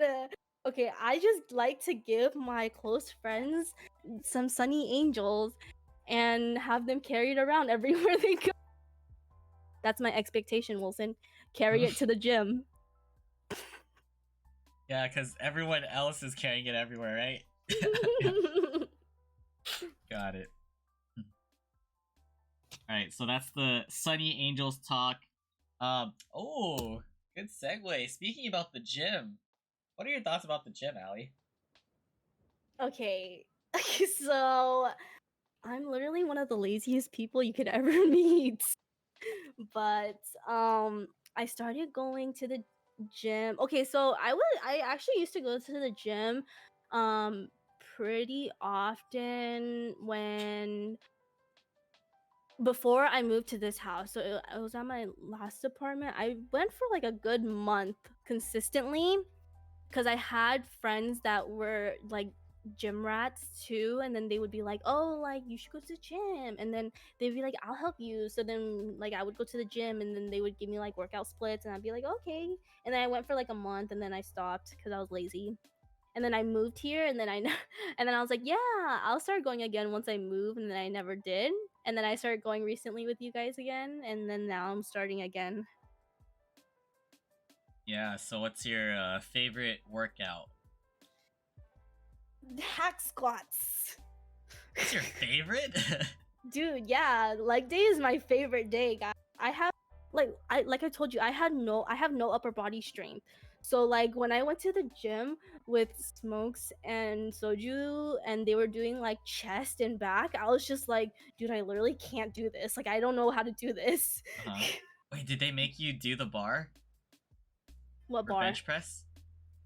Dude, I couldn't even do it. I had to I was trying to do it with the dumbbells, but the lightest dumbbells were not available. And so I was just standing there watching them do it. Ah, shoot. Okay, okay. Hey, it's okay. You gotta start somewhere. I gotta start There's somewhere. no shame. At least you went. Yeah. I mean, I started going to the gym like last year of high school cuz my ex was a power lifter. So I would always go to the gym with him when because he would be like training and stuff. So then that's when I started like learning a lot about the gym and going a lot more. Yeah. And then we broke up and then I stopped going. Okay, so what's your actual favorite workout? What do you mean? Hack squats. Squats. Oh, just squats, not hack squats specifically. Well, yeah, not hack squats specifically, I don't yeah. think. That is wild But if I you like say hack squats. squats. Dude, I'm just weak. It's because like we had to adjust the. I couldn't. The gym is not built for short people, Wilson. I just want to say that now. The gym is not built for short people. That was your first time, right? Trying those hack squats? I've done it before, but like I didn't like remember doing them. So it was like a lot like a new refresher, I guess. Cool, cool. All right. Now we're gonna get into a few heavy topics. So, want to take a quick break before that? Yeah. Okay. I'm gonna Cool. go feed my cat. Yeah, go for it, and then I'll be back. I'm gonna use the restroom too. All right, guys. Thanks for tuning in so far to the Chang Podcast, episode 77, featuring our special guest here, allzzz1. Hello, everybody. It's good seeing y'all. Apologies if I missed messages or anything. I promise I'm not ignoring y'all. I'm just posting this on YouTube afterwards, and yeah, we have a few commands. But I do acknowledge y'all, and I appreciate y'all for tuning in. I'm gonna continue very, very shortly. I'm gonna talk about relationships, mental health, streaming, all that good stuff before we cap things off for the night. But also be sure to hydrate, get your snacks, if anything. Alright, next up, we're gonna talk about relationships, okay? So, it's whatever details you want to say and however specific you want to be.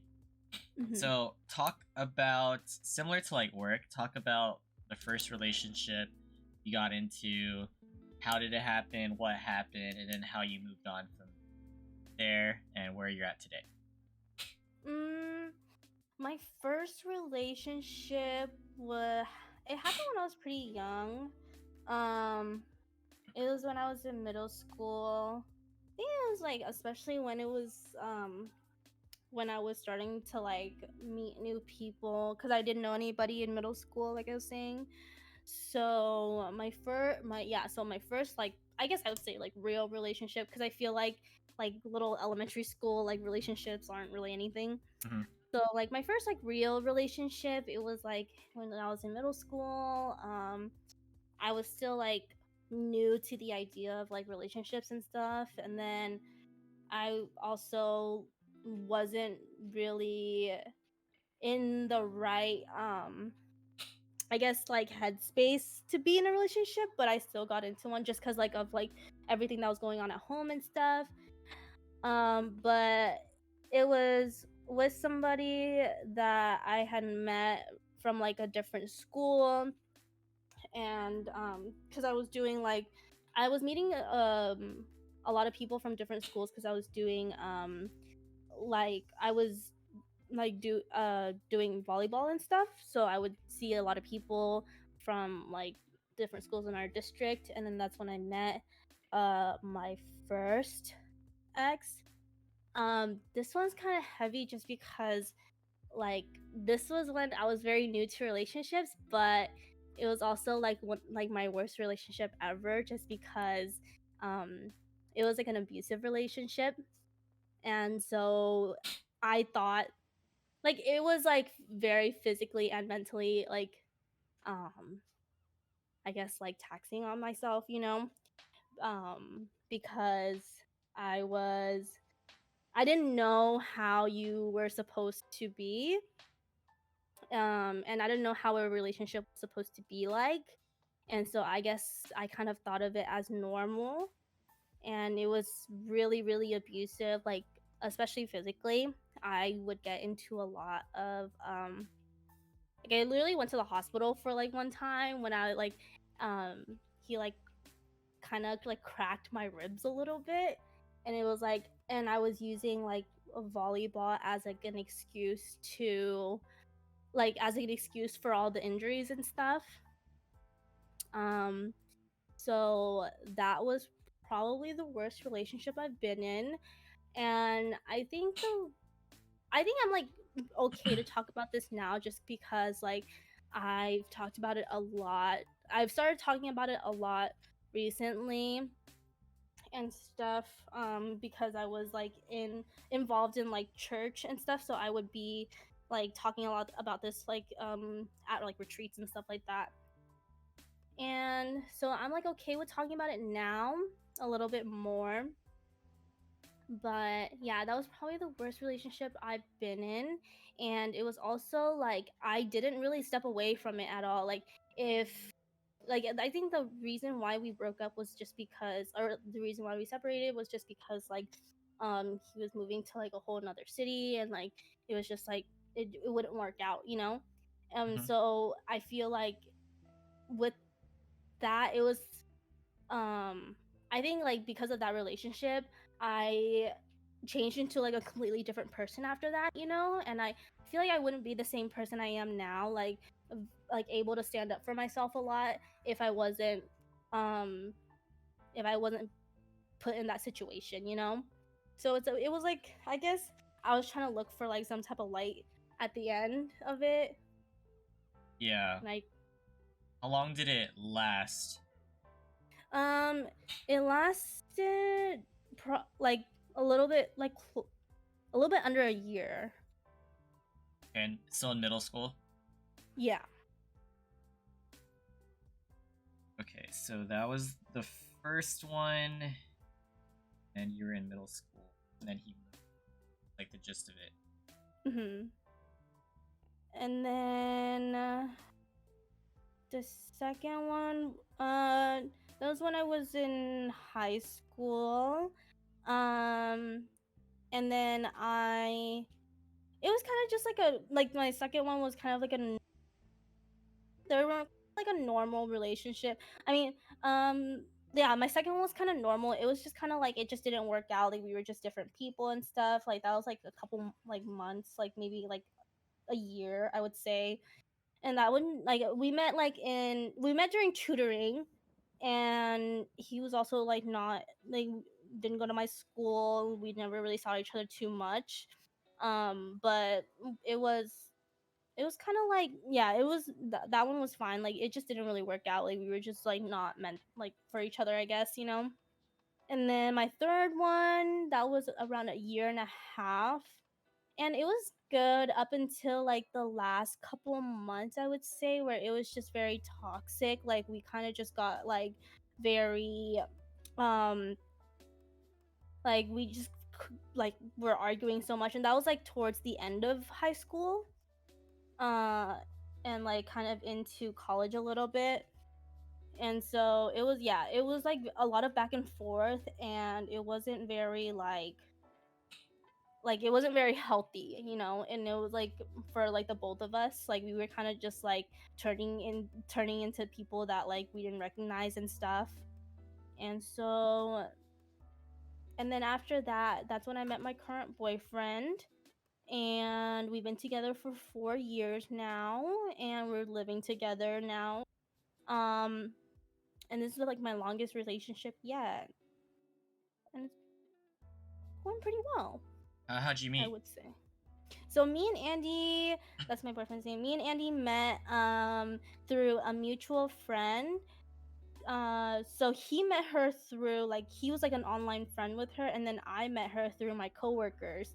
So we went to like events together, and then turns out that like she like I think I remember her like going on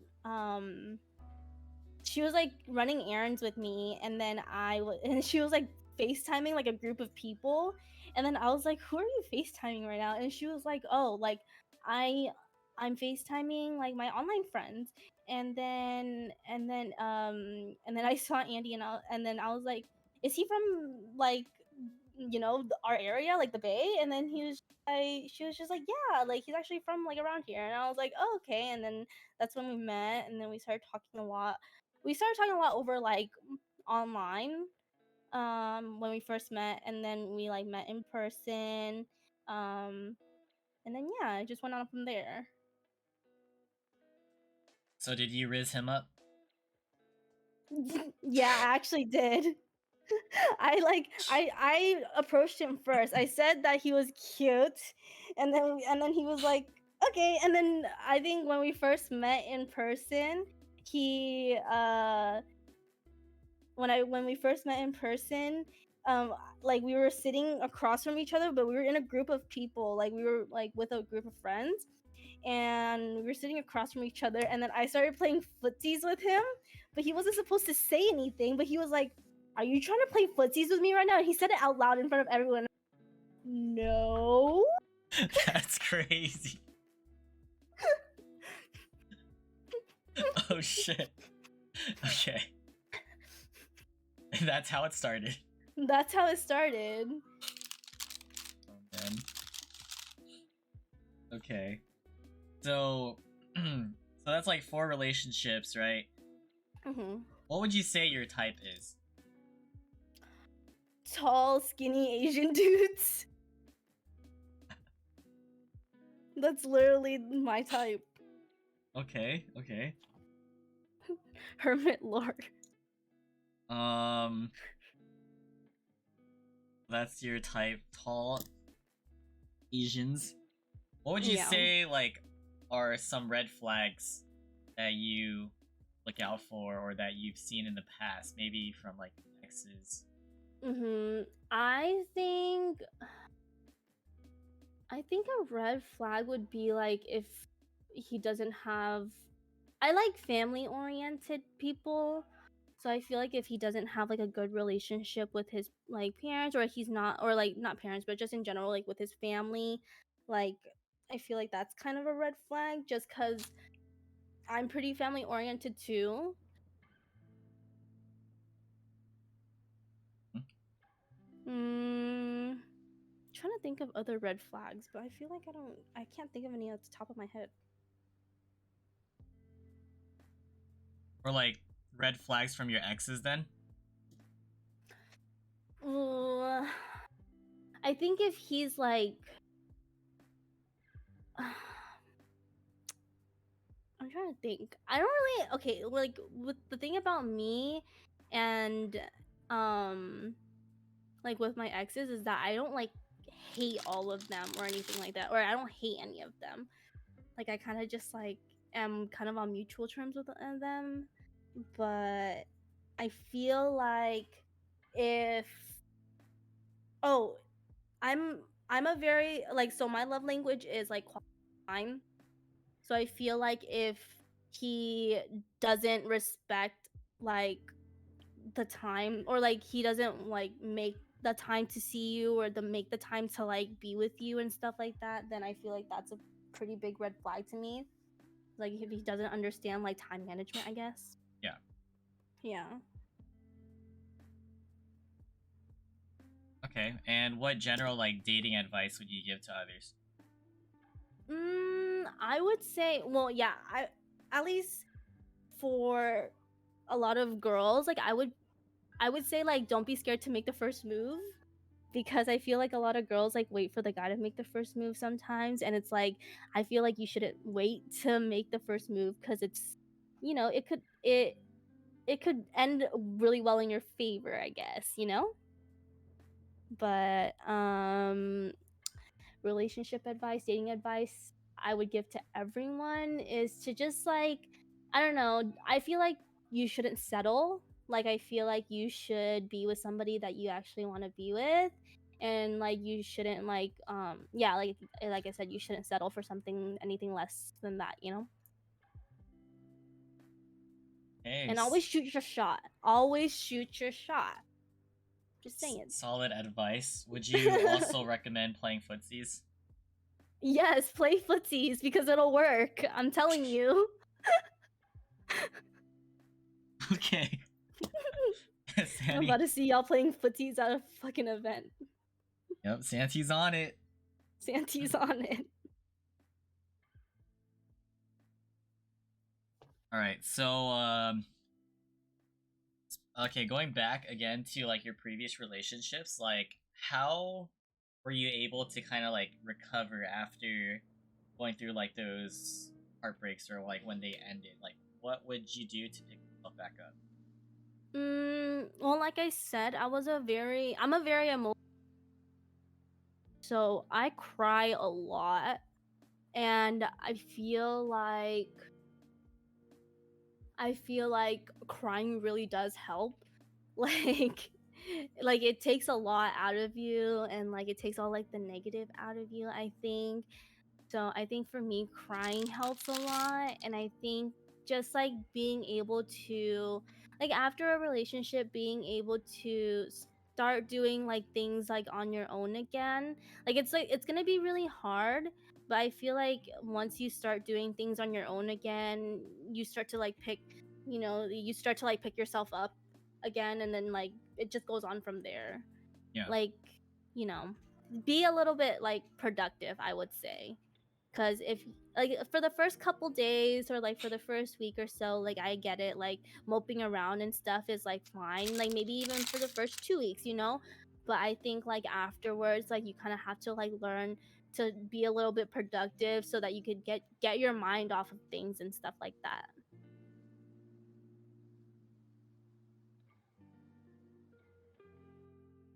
Okay. So, aside from relationships, like specifically romantic relationships, we talk about friendships too. Hmm. Have you ever had like best friends or like really close friends that you no longer talk to, like just had a fallout? Yeah, a lot. And I think that's because, well, I think the reason why a lot of my like friendships don't work out sometimes is because I feel like I feel like I'm a very good friend. Like I feel like I like to be there for my friends a lot, and I feel like I like to, keep up with my friends. And sometimes like when you don't receive that back, it kind of just like takes a toll on you. Like it kind of makes you take a step back and realize like, oh, like are you really like giving or getting as much as you're giving and stuff, like, and things like that.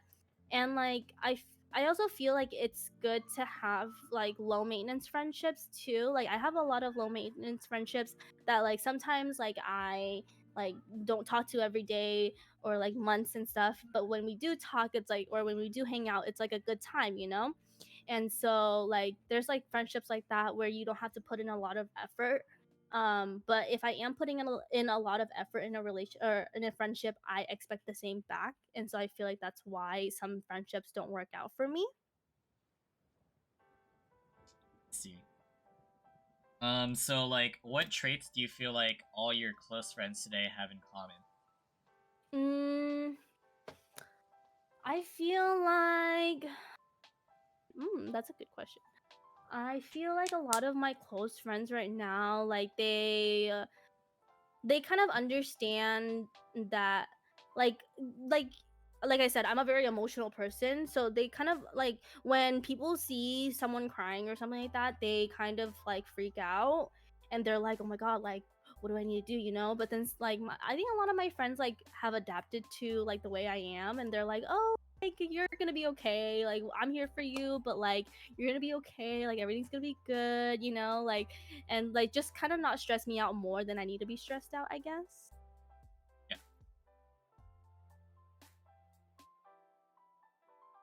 Hey, shout outs to the friends. Shout out to the homies. All right, segueing a little bit. We talked about, or you mentioned how you feel like mentally as of now. It's like here and there, right? It's not the best, not the Mhm. worst, right? Why do you feel Yeah. like? Why do you feel that way at the moment? I think right now it's just because, like I said, I'm still trying to work on my relationship with my parents, and I think I'm putting in a lot more into that. So I feel like with that, it's still like a work in progress, obviously, but I'm still trying to like I feel like that takes up a lot in me, and then also just like a lot of family issues, like a lot of family members, like I said, I'm very family oriented, so a lot of family members have been like passing recently and stuff, and it's just been or like a lot of like health issues, and so it's been like a very emotionally taxing, I guess, and then also like um being, trying to balance like looking for a job now, and then like also like balancing my like social life with my relationship. It's just like sometimes I get really overwhelmed with everything going on, and then it just take like it kind of like like yeah, overwhelms me, I guess. I see. And would you say like similar to the advice of picking yourself back up from relationships, do you feel like trying and other things help? Like, what Mhm. specifically helps you, like, as of now, to keep yourself going and not feel so sad all the time? Yeah, I think well, I still do cry a lot. Um, so I mean, yeah, I just cry a lot, and then I also like vent to my friends a lot, or like sometimes like I just like call a friend and I'm like, "Hey, like I just need, to talk and stuff." And like I sometimes like as a friend, like it's like I really appreciate the people that just sit there and listen, and like they're just like there for you, like even if you have nothing to like any advice or anything, I would just like vent to them, and then it would just feel a lot better, like you would get it all out of me and stuff, especially when I'm feeling like super anxious or like overwhelmed. Like I kind of just like break it down into like what am I feeling right now, and like why am I feeling this way, is it this and this, and it just helps a lot to talk about it, I think, instead of like bottling it all in and like keeping it all in. Yeah.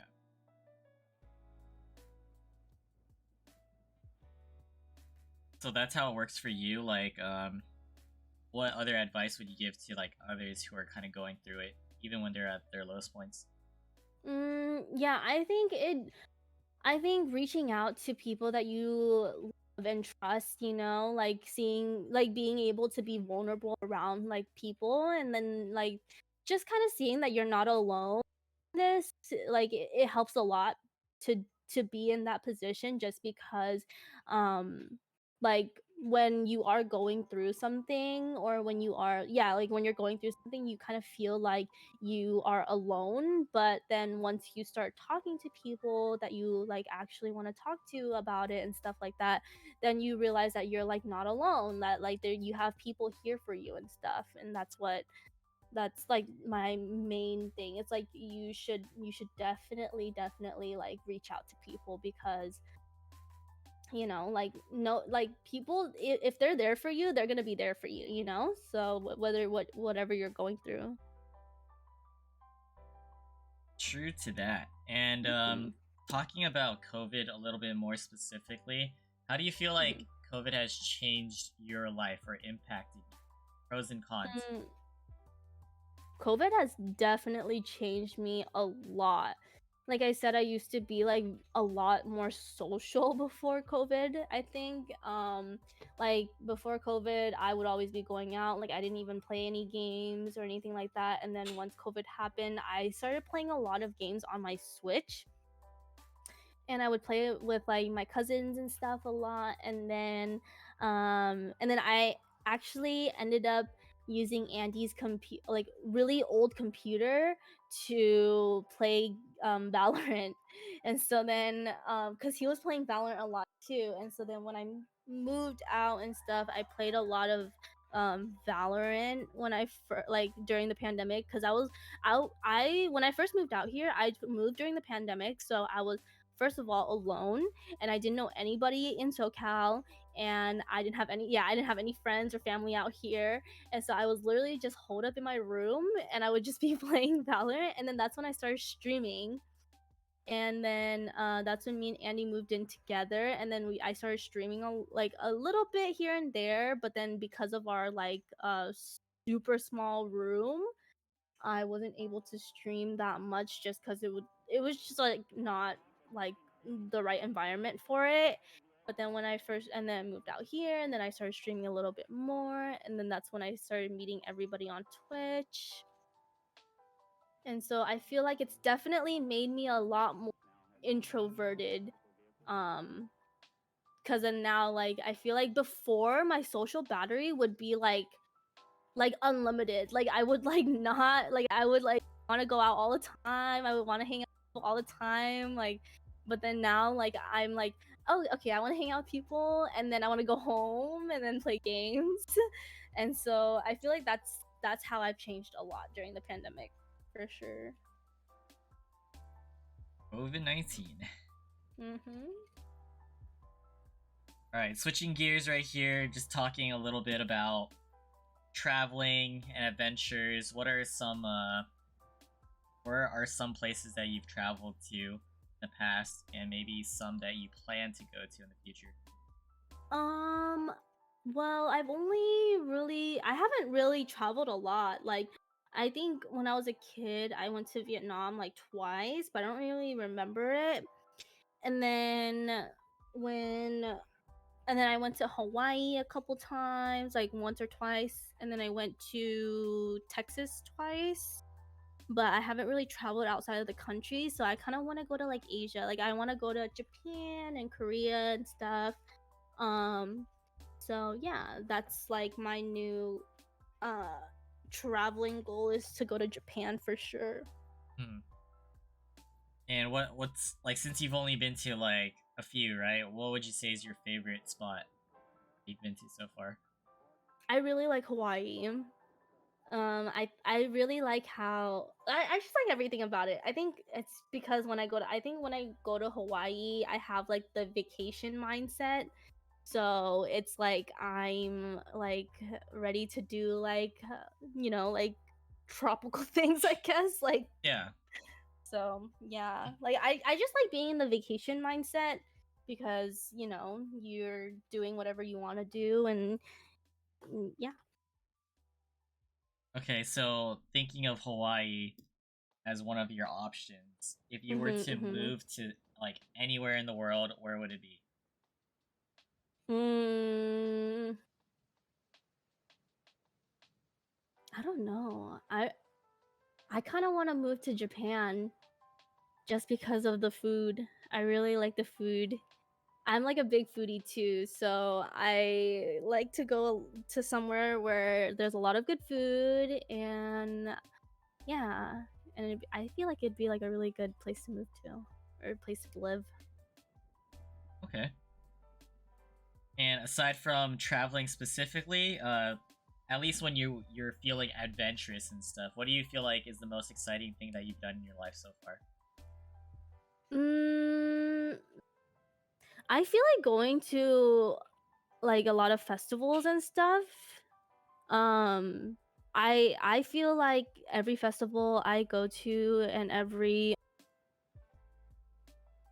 event I go to, like I kind of have the same mindset as going on like vacation and stuff. So then like I really enjoy going to those and like kind of just living my life to the fullest. Mm-hmm. That's okay. All right. As of now, what are your goals and aspirations in life? Well, short-term goals um is to get a job soon, um be more financially stable. Long term, I want to go back to school full time, and then I also want to hopefully move out into my own place soon where like I don't really have other roommates. It's just like me and Andy maybe.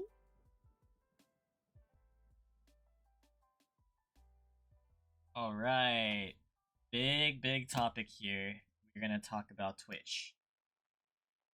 So, Okay. first off, how did you come up with your name and how do you say it properly? Okay, it's allzzz1 because my name is Allie. Huh? But I get it when people say allzzz. I get it. Not like that. Please stop calling me allzzz. I'm just kidding. It's kind of funny when people say that. Um, but yeah, because a lot of my friends called me Als in like high school and stuff. And so then it kind of just became a nickname, and then I didn't want to just put one L because my name has two L's in it, so I wanted to put two L's, but I guess that's what makes people say my name wrong. So yeah, that's how I got my name. But why specifically three Z's then and a one? Okay, well the one okay, so alls is because I like to like whenever I text or something, I like to put like multiple like when I say hi, I like to put multiple I's. Uh huh. So I kind of just like to put multiple Z's. And then the one was because alls wasn't available, so I just put a Oh one. no. Okay. Yeah. Nice. Got it. Okay, so you talked about how because of the pandemic, like that's when you started streaming and stuff. But like, what made you actually decide to stream on Twitch? Like, what did you know about Twitch beforehand, and how did that like happen? So actually, yeah, so Caster was streaming on Twitch a lot, and Caster is Andy's older brother, so I would talk to him a lot about it, and I would also like be in his streams a lot. So I feel like that's how I got introduced to Twitch itself, was because Caster and then his friends started streaming on Twitch, and then I would always like kind of be there to support. And then once I started gaming, people were like, my friends and stuff, they were like, oh, like why don't you start streaming on Twitch? And I was like, oh, I never really thought about it, but like maybe I should try it. So I kind of just tried it, and then I really liked it, so then I ended up starting to do it more often. But I was really inconsistent at first, because of like my whole living situation. Like it just wasn't possible. But then I took like a really long break from streaming. I never took it seriously. And then once I was doing like a random like I was like, I'm not gonna stop till I hit diamond. And so I I started stream and then I was gonna play with like my roommate and a friend, and then they were like, you should just stream, fuck it. And I was like, fuck it. So then I just started streaming, and I was like, yeah, I'm not gonna stop. And then that stream ended up being like 26 hours or something like that. And that's when I started meeting a lot of people because I was playing with Caster, and then I started meeting a lot of you guys on Twitch and stuff. So yeah. That was a huge gateway. A huge That one gateway. day. Yeah, that was crazy. So as of now, what would you say your schedule would look like, or what would it look like in general, and what categories do you stream? So I am strictly a Valorant streamer because I don't play any other games, but I am trying to venture out in other games. Um, but I currently only play Valorant Overcooked, and I've been taking a lot of breaks here and there, but I'm trying to get back into it more consistently now. So probably a good like 3 to 4 streams a week, I would say. Okay, so like on your own time kind of thing? Yeah. Okay. I mean, like right now I don't really have anything to do, so it's like a little bit more often than usual, but I guess once I start looking, or like once I land a job or something, it'll be a lot less. Okay, so talk about your favorite memory from streaming so far for a Hmm. moment. My favorite memory is when I was doing a no stop till diamond stream, and it didn't take me until 30 hours, and then once I hit diamond, I was like, oh my god, it took me 30 hours just to get diamond. I think that was like my peak, like, and that was like the first time like I met you guys too, because that was when I was like, wow, like I actually, that was my first like taste of like, I guess like a community, I guess. And so then once like yeah, when I was doing that, I was just like, wow, like there's a lot of people like in my chat, and I'm like talking to a lot of people. So I really like yeah, the whole like community aspect of it, I guess. Awesome. Mhm. As of now, like, what would you say is like your motivation and just like your inspiration to continue to stream? Um I really want to build my community up for like a lot more. Just because I feel like I have like a pretty strong community now, and it's just, it keeps on growing there, and I really like I really enjoy seeing my community grow, and just like making a lot of friends throughout like streaming and stuff, just cuz like a lot of my close friends now like are friends that I've met through streaming, like you, Smokes, Joey, Leslie, all of them. Like, I would have never met these people if it wasn't for Twitch. True to that. And since like you want to build like a community, that's one thing, but what are your other goals? Like long term for Um, Twitch? for Twitch, I mean, right now it's more of like a hobby to me. So I kind of just want to see where it takes me. Like, just like meeting a lot more people. Um, like being able to collaborate with other streamers and actually like meet up with them and stuff. I just really like meeting new people because I feel like Twitch is a really good like gateway into meeting like a good way to meeting new people if you're not like super extroverted or like always going out and stuff, you know? Yeah.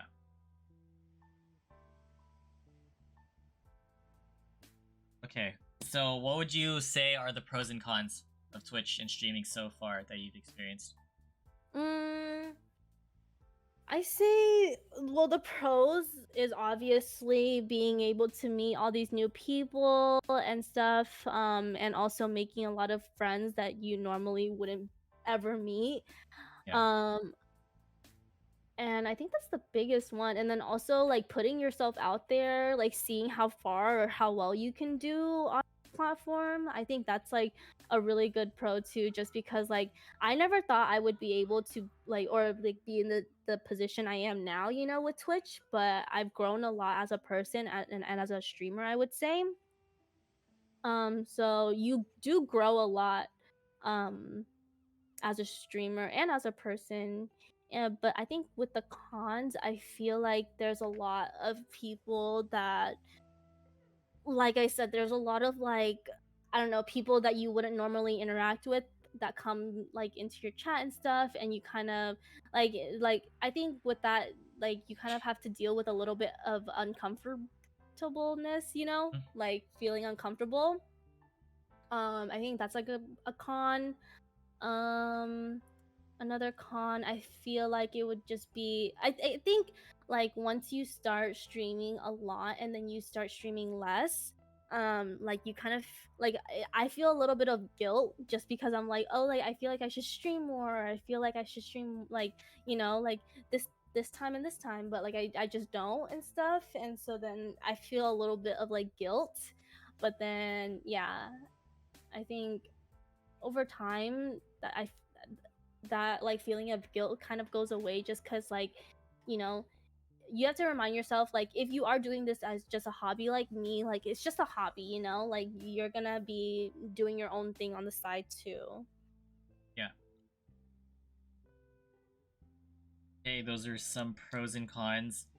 Have you ever dealt with like any trolls and hate on Twitch? And if so, how did you handle situations? mm, I mean, I've had like weirdos come into my chat and stuff, like a lot of like first time chatters that are being weird and stuff, but I mean, I don't think that there's like, don't be scared of like just banning people that like you don't want in your chat, you know, like it is your, so like I feel like that's like the number one thing is just like, oh, like if you feel like you are uncomfortable, just like ban them, or like, you know, Yeah. don't acknowledge the message or something like that.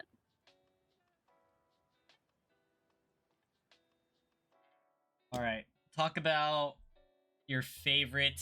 No, like let's say your first ever Twitch meetup and your favorite thus far. My first Twitch meetup was when we were coming, well, I was coming back from the Bay and we were going to Countdown, and there was like a lot of us meeting up at MSK. It was like a restaurant here in SoCal. And we were all meeting up, and I wasn't like, I expected a lot of people because like I like kind of knew that there was gonna be a lot of people. But when I got there, I was just so overwhelmed because I was like, oh my god, everybody that like everybody that's in here, like I kind of know, but not really. But then that was also like shortly after I like started streaming again, and so it was very overwhelming for sure, because it was like a group of like 30 plus. um but I had a lot of fun meeting everybody. It was crazy because I didn't know that like a lot of these people were like, it was just like different, like seeing all these people in real life, you know, it was just like kind of like eye-opening to me that these people are real. Yeah, yeah. But I think that well, my first and then my most recent one, I mean, I guess my most recent one was like a week ago or something like that, when everybody like came to hang out for Alex's birthday, and we went to Drew's gig, and it was really fun just because like it was like a smaller group of people, but then we all like knew each other already, and then like we're all friends coming together to like support another like person that we met on Twitch and stuff. So yeah, Yeah, wholesome core memories. wholesome core memories Your for first sure. that was your first time, right? Seeing Drew? Like at bottoms up? Yeah, that was my first like time going to Drew's gig, and it was pretty fun.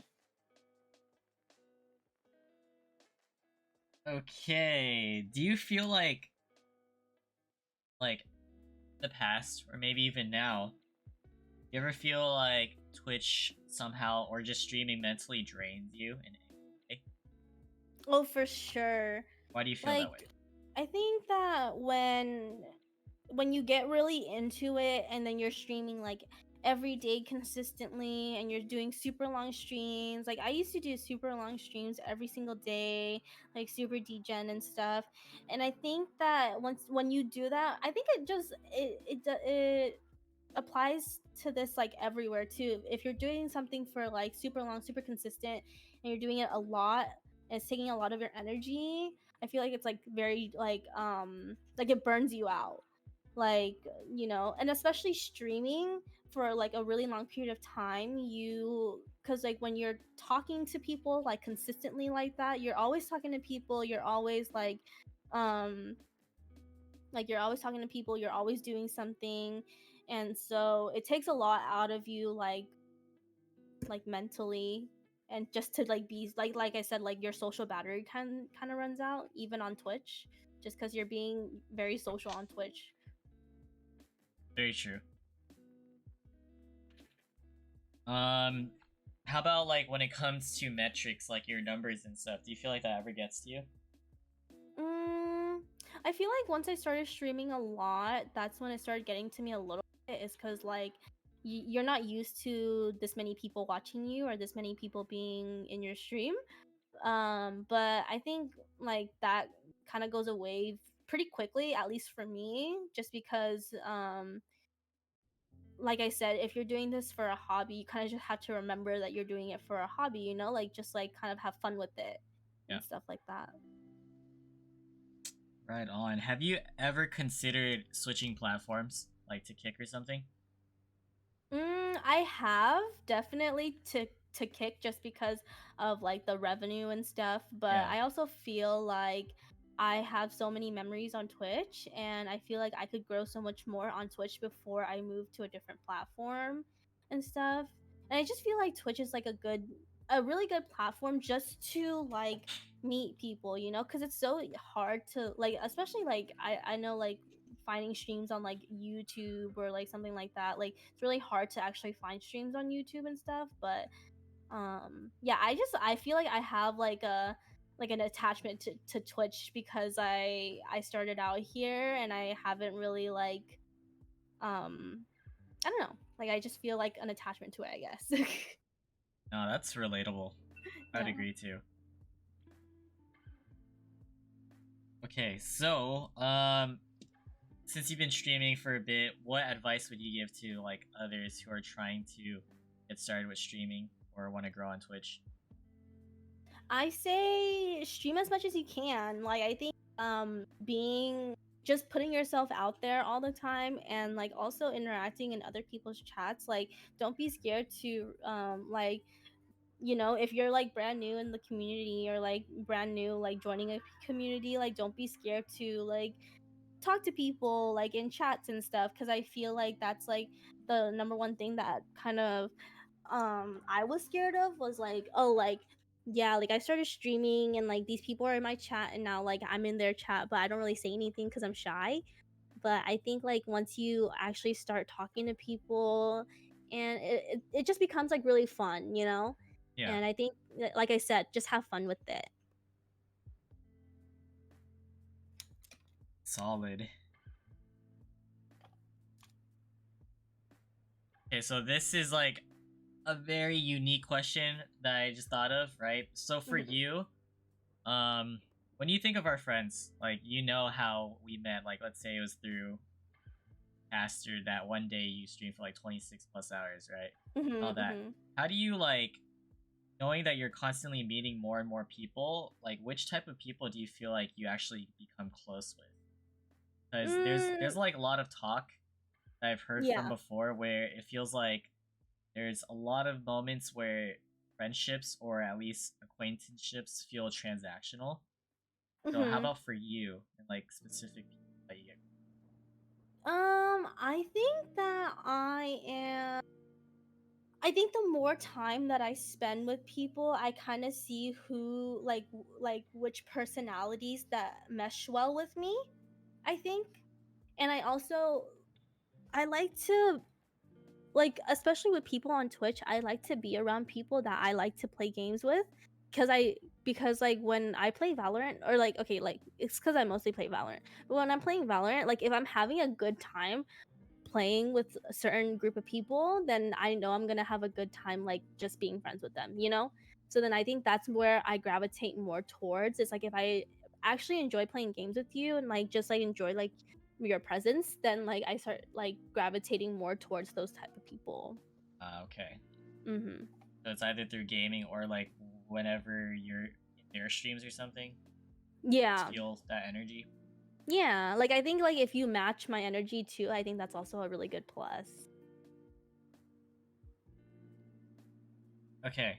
Another thing, you're good at sales, right? You're good at sales. You've been streaming.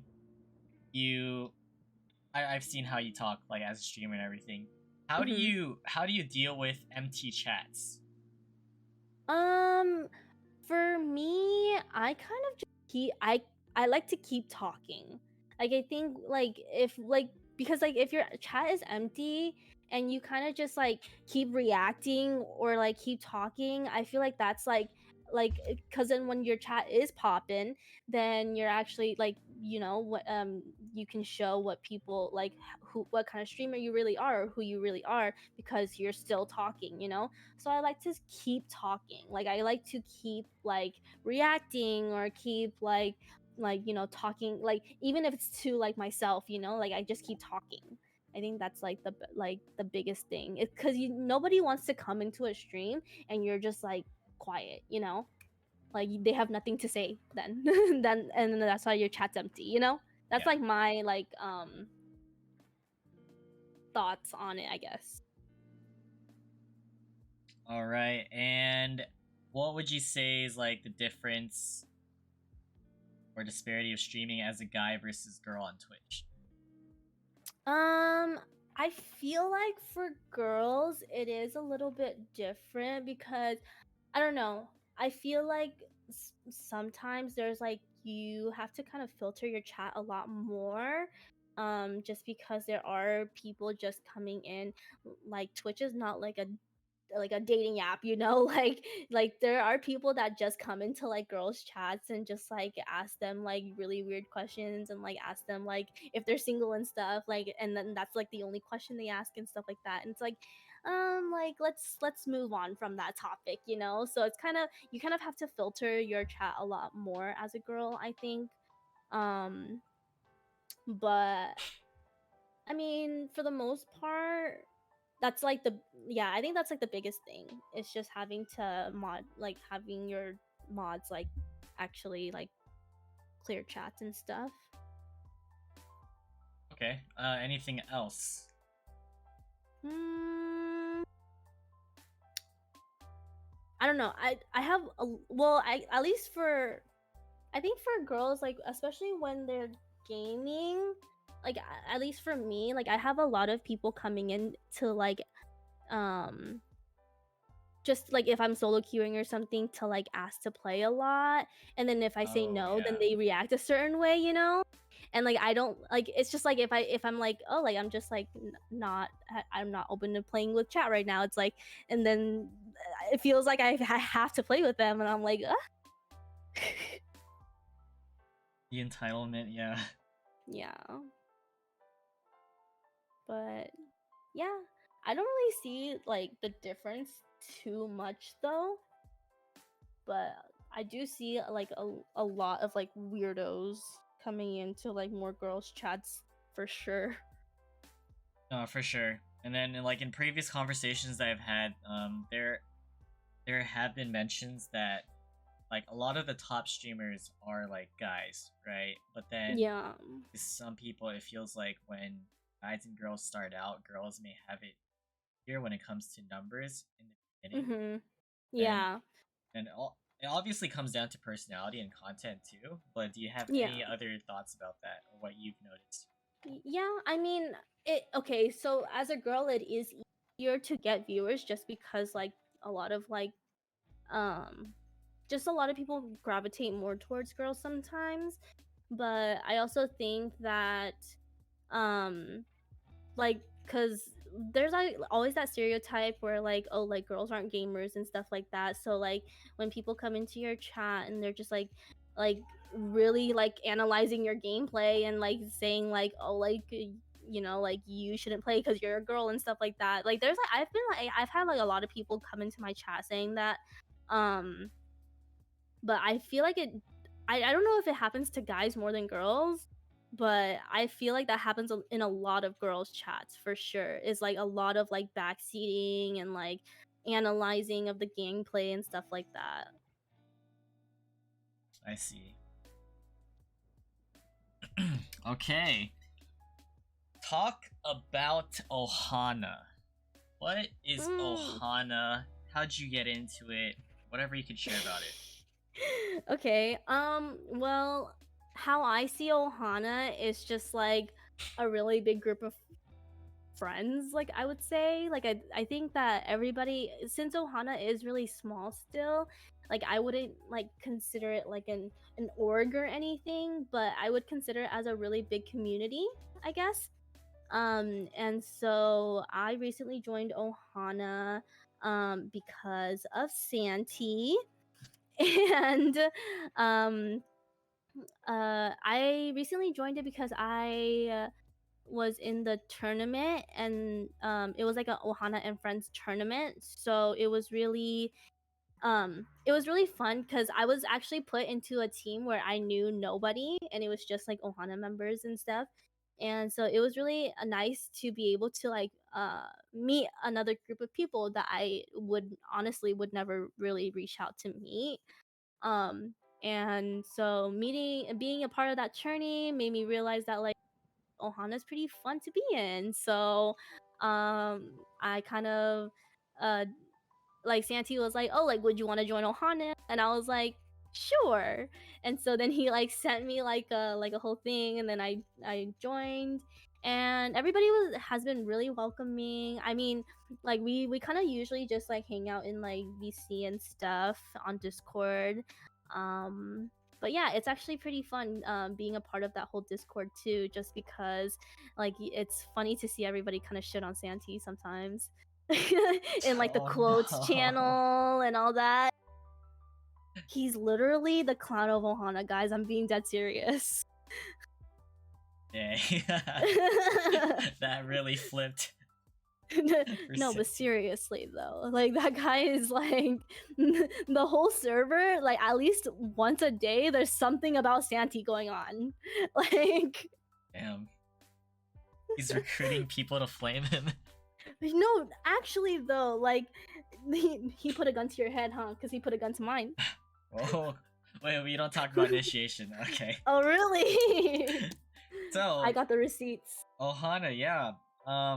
Who would you say is the most interesting member so far that you've met or talked to? Interesting? Yeah. Like Whatever good, you interesting, define or as bad? interesting. Santi, for sure. Okay. That guy's fucking weird. No, just kidding. But I think in Ohana, I've talked to a lot of I feel like I've talked to Dooley a lot more. I've talked to Casey a lot more. And I've talked to who else have I talked to a lot more? Drew. I've talked to Drew a lot more. But yeah, those are Yeah. the people that I've been like mainly like talking to a lot every time I'm in voice channel. And also Santi. Santi's just weird though. Ah. All right. So that's the most. Santi's the most interesting member. Who's the coolest member in Ohana? No comments. Everyone's cool. Everyone's cool. Safe answer. Safe answer for that one. Everyone's cool. Okay. All right. We will switch gears. Wait, actually, one more question about Ohana. I think this is gonna be a good one. Okay. Okay, so I know you're pretty new. You're fairly new. You joined with like 10 other people in this like freshman class, quote unquote, for Ohana. What would you do to make Ohana like better, in your opinion? Any aspect? I would say being more active on social media, because I feel like with Ohana you want to put yourself, or we want to be able to put the name out there and have people know what is Ohana, because a lot of people don't know what it is. And like honestly, I feel like a lot of people don't, like, yeah, a lot of people don't know what it is. A lot of people don't know like what we do and stuff. And then also hosting more events, like I think more tournaments would be fun, because I think the tournament really like showed people like, oh, like these are the members of Ohana and stuff, So I think it was a good way to like meet more people too in Ohana. So I think especially being more active on social media like Twitter, TikTok, like all of that. Okay. Okay, we're gonna talk a little bit about Valorant since that's like your main game. Really big on it, right? Pain. Who's a better Valorant player between you and Will? What? Between me and Will? Yeah. I don't know. I don't play with Will very often though. You had to choose between you or Will. Why do I have to choose? I don't know, Ali, are you confident? Are you confident in yourself? I think I'm the better player because I play a lot more. Alright, there you go. Clip it, clip Okay. it. Okay. So, who's your favorite Asian in the game?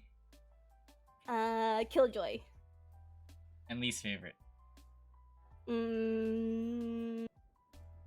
To play or just like in general? Just in general. Like fucking Raze. Raze? Yeah. Good Raze players are so annoying to play against. Raze or Yoru. Okay. Alright, how do you have the mental to like grind comp so much? Why do you favor comp? I think that when I play, I'm a pretty competitive player, so Yeah. I like to be able to like grind ranked and like get something out of the game that you're playing, like you're getting points or you're getting RR. So that's why I like favorite comp more. Honestly, I think when you start playing comp a lot more, you start getting like you just start building the mental for it. You're just like, okay, you just have like the go next mentality. Like if you like lose, it's fine, just go next. You have a bad game, it's fine, go next. Or like if you really like don't like you have to know your limits as well, like when to stop and stuff like that. But I think like once you start playing ranked a lot more, you start building that mentality and you start building the mental for it. So like, since you've been grinding a lot or you're back to it, do you do you feel like you're very hard on yourself though? Performance wise? Yeah. I feel like, okay, the whole stereotype with girls like not being good at games also like gets to me sometimes, where it's like you kind of had to prove yourself. But at the end of the day, you have to remind yourself that like everybody's gonna have bad games, and you just move on from it. Yeah. But yeah, I am definitely very hard on myself sometimes, just because I mean, I want to win, and it kind of sucks when like that sometimes you're the reason why you're not winning. Very true. So since you've been playing for quite some time, I don't know when you started playing Valorant, but when did you start? And two, what do you feel like your true rank is at now? Well, I started playing a little bit after beta. So Oh wow. I started playing like, I think it was like I definitely started playing episode 1 sometime around then. I don't remember. But it was like, yeah, shortly after beta, and then I'm currently plat 1. My peak is ascendant 1. I think I'm a true diamond player for sure. Like I think that's where I belong, I guess. Okay, and talk about the difference between playing rank on stream and off stream. Oh, playing off stream, like you focus so much more. Well, obviously, yeah, because you don't have any distractions, the only thing you're doing is just playing the game. So, I do win a lot more and I do play a lot better off stream. Just because, like I said, I'm not distracted by anything. I don't have to worry about anything. But I think when I am like streaming, I play like shit because I'm like nervous. I think like my performance anxiety really gets to me. Yeah. Um, and then also I think it's like because I'm like distracted with chat and stuff because I really like to interact with chat and stuff too. So that's probably like the biggest reason. Um, so I feel like I like to play a lot of games off stream and win a lot off stream so that I have RR to spare when I do Okay. stream. You gotta find balance. Yeah, I because like see. I want to stream, and like the Yeah. only thing I do is play ranked. So I feel like playing a lot off stream and winning a lot off stream, and then once you start streaming, and then like you have R to lose. Yeah. From your experience, how often do you come across like really negative or sexist people on Valorant? um, Honestly, for me, I kind of just mute them. But also with my personality, I'm very curious. So I like to unmute them and then mute them again. But then honestly, I've gotten to the point where I don't let it get to me just because like I feel like it's just one game. Like I said, you have to build the mental for it. So especially like if you're dealing with like sexist people, like you kind of just like, okay, they're mad that you're a girl, move on, and that's it. How often does it happen to you though? Like For me, your it doesn't have encounters? to. Honestly, for me, it doesn't happen pretty often. Like I get pretty good teammates, and I've been solo queuing a lot too, and it's Yeah, like true. honestly not that bad. Like if I'm doing bad and you're shitting on me for like being a bad player, then that's fine. But like if you're using like like me as a person or like me as a girl, then I'm just like what's the point? Like why? you know? Yeah. All right. Favorite and least favorite map. Favorite map is honestly, my favorite map is Fracture, and my least favorite map is Pearl. Fracture and Pearl. Okay. How about your favorite and least favorite gun? My favorite is the Vandal, and my least favorite is the the Bucky or the Okay. Judge. Say you were to play comp in a 5 stack. Who are you picking to be on your team with you? And I say would why. say Smokes because he's my duo, and I can always rely on him. Um, I really like playing with Jazz and Soju. I've been playing a lot with them recently, and it's been really fun. Like it's been a good time, win or loss. So I really like playing with them, and I like playing ranked with you, Wilson or No, Santi. no, no, no. I don't even play. No, no. Don't include me. Okay. But Santi's a really good fit too. Because he plays Smokes, and nobody wants to play Smokes. So you guys are using him. What? I'm just No. kidding. What? It's for the vibes. It's for the vibes. maybe, maybe. Uh huh.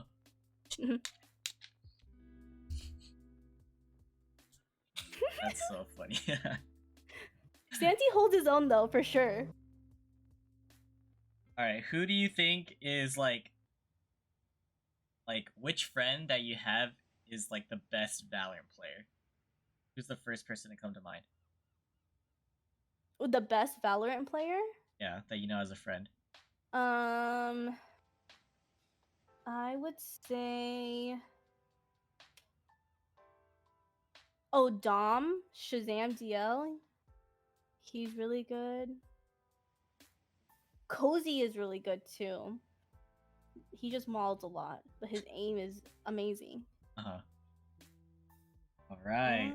Yeah. Cool. Alright, leading to my last couple of questions. They're gonna be super random. Okay, like super Okay. duper random. Yeah. Let's go. Okay. What quote do you live by, or what's like a quote that you just really like?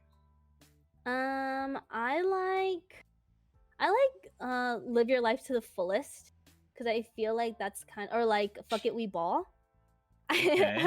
I think that's like a really good one just cuz like I think I've been like doing or like living by that a lot more like recently just because I've been, doing whatever I want that makes me happy. So, Yeah. and at the end of the day, like your happiness is everything, Yeah.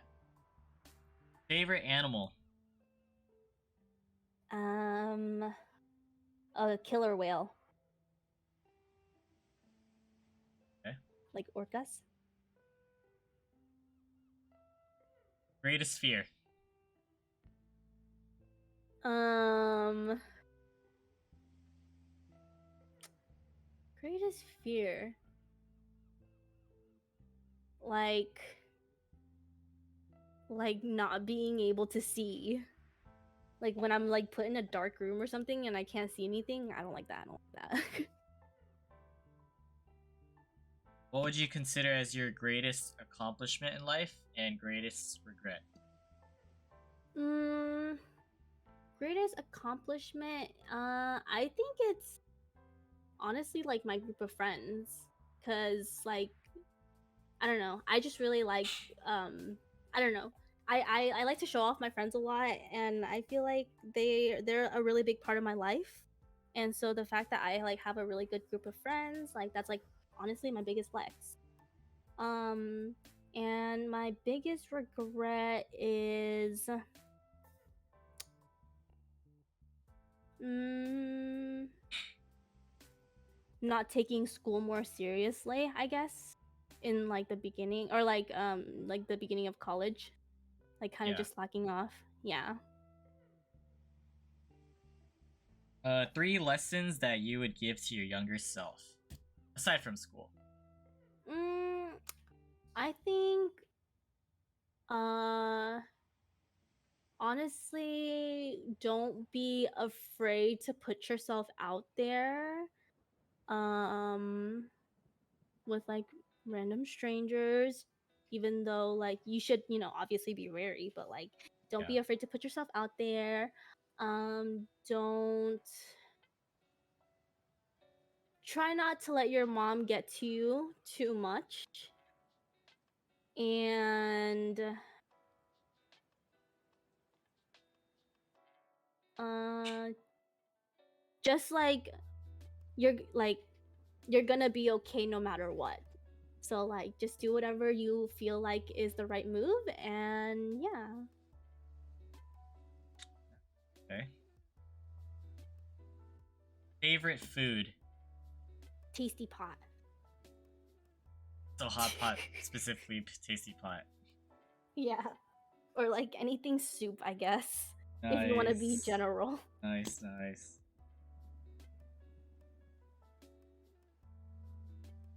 Okay.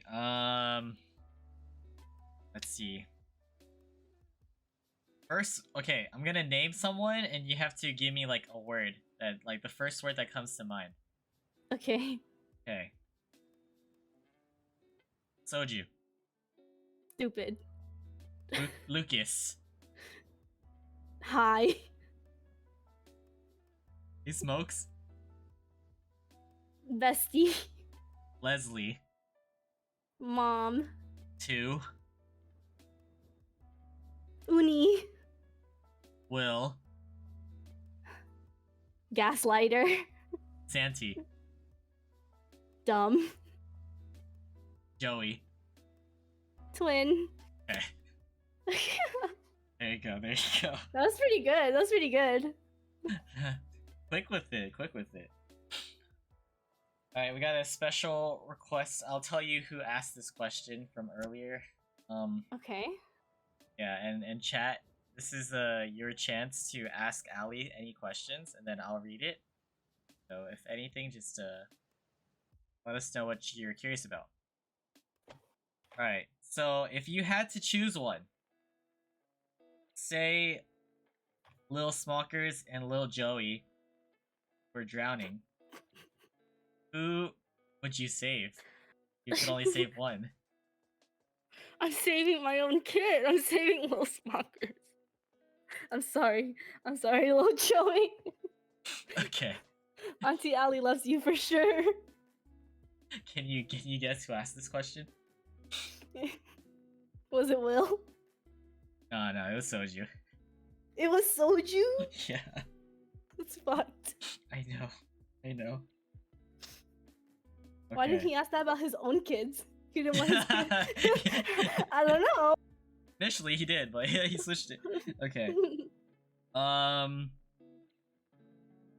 For like top 5 streamers that you find yourself watching nowadays, like actually just watching. I've been watching Ndichi a lot. Gabe Sue. I love Gabe, my bestie. I've been watching a lot of Soltic. I've been lurking a lot. Who else? First one you said was NDG? Yeah. I found her on TikTok. Oh, okay. Who else? Wilson Chang. Thanks. Didn't pay her to say that. Didn't pay her to say that. No, no, but actually though, you're like always streaming. Thank you. I think it's like all the people that are like DGen streamers. Was that 5? That 4? 4. 4. Who else? Lucas, Soju Poppy. Hey. Alright, so why do you like Tasty Pot over Boiling Point? I think that, okay, for one, there's more variety in Tasty Pot, but I think the flavors are just a lot better. Like, I think that it's more more flavorful. Yeah, the flavors are melting on my tongue for sure. Okay, there you go.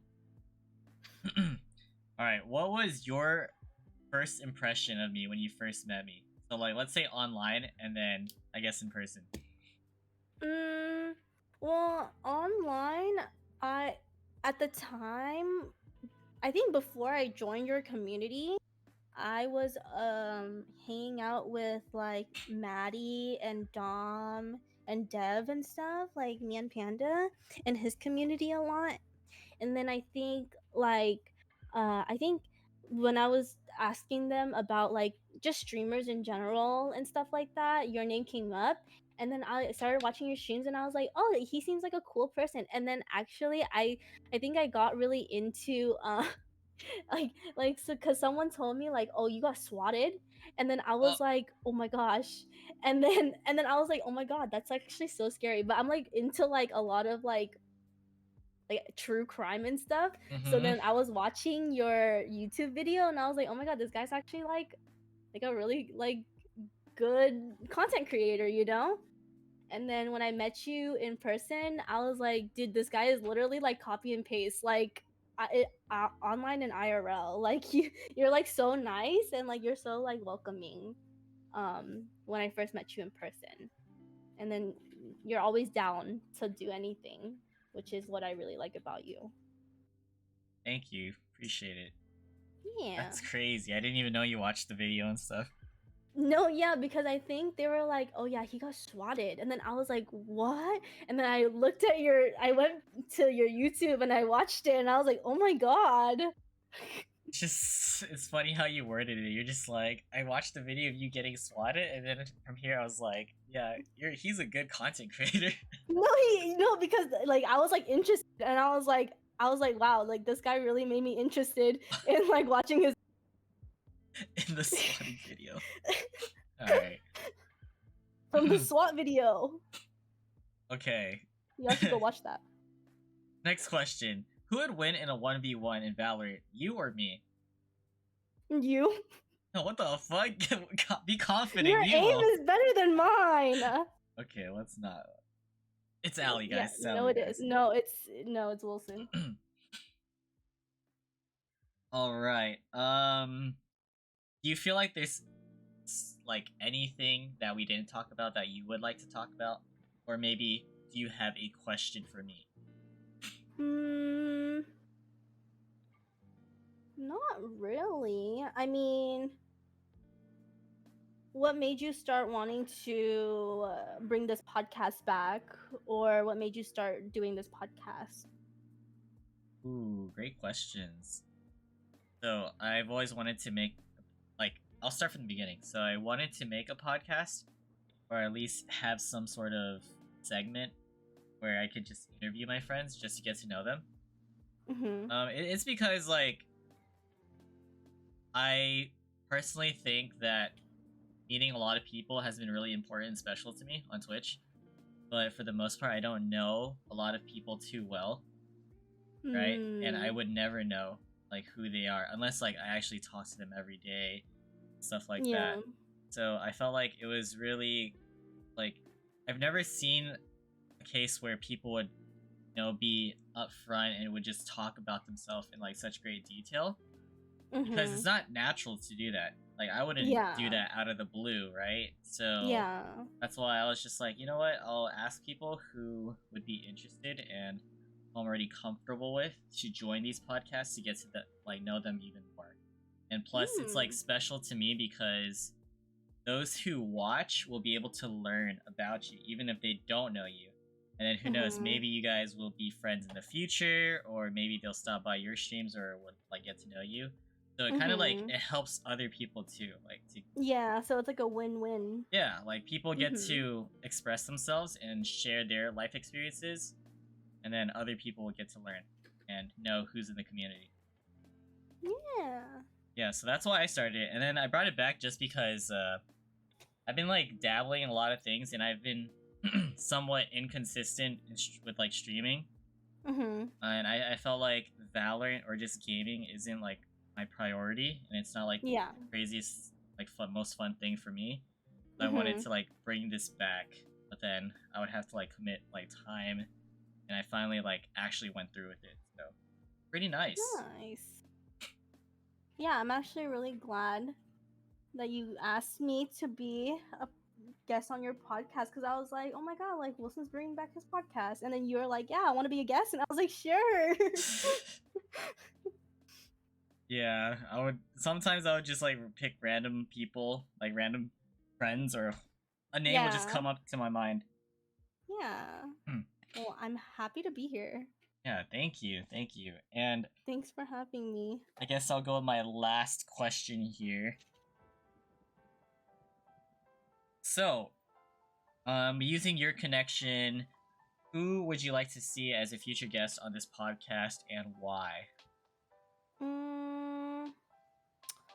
I would like to see Joey on this podcast, because I feel like because I know her pretty well. I feel like a lot of people don't know her in like a super detailed aspect. So I feel like I would want to see her on the podcast, just so that more people get to know her, like you said, and then also you get to know a lot more about her too, because she's like one of the people I'm like the closest with right now. Ooh, that's a good one. Joey. That's bound to happen, for sure. Okay, well, that is it for me. Anyone else have any questions? Because other than that, we'll wrap it up. But Allie, how are you feeling after going through this podcast? I feel good. Like it was actually a refreshing to be able to just talk about everything again, I guess. Or in one sitting. Like it feels good. I was actually really nervous because I thought I was gonna be like super nervous or like super boring. But I actually feel a lot better now after talking about having finished with it. Nice. Okay. I like that. Santi's asking where the mother effing vibes at. At Hard Summer. What? At freaking all the clubs right now that we're not at, okay? Ah, shoot. Okay, that's a good one. All right, what are you gonna do for the rest of the night? What do you have planned? I'm gonna go watch Suits and play Valorant and hope maybe stream. Okay. Well, at this point, I'm gonna go eat, and I'm gonna let you do your thing. I'll let you go. So, All I'm right. gonna close Thank this you. segment for YouTube. Okay. Okay. All right, guys. That's a wrap. This has been the Chang Gang podcast, episode 77, featuring Ali. Ali, thank you so much for being a wonderful guest. Want to share like final words to everybody that stopped by to watch or will be watching on YouTube? Thank you for having me, Wilson, and to everybody, you guys all, and yeah, thanks for stopping by, and I'll see you. Oh, you cut off the last part. Oh, I said hopefully I'll see you guys in my chat. All right, exactly. You guys know it! Exclamation guest, which leads you guys to Ali's Twitch stream. She's a fellow streamer, and you know she might stream very, very soon. Not tonight. Okay. Thank you so much, Ali. Thank you to everybody on YouTube. Make sure to like and subscribe if you haven't already. And we'll see you in the next one on episode 78. Peace! Bye.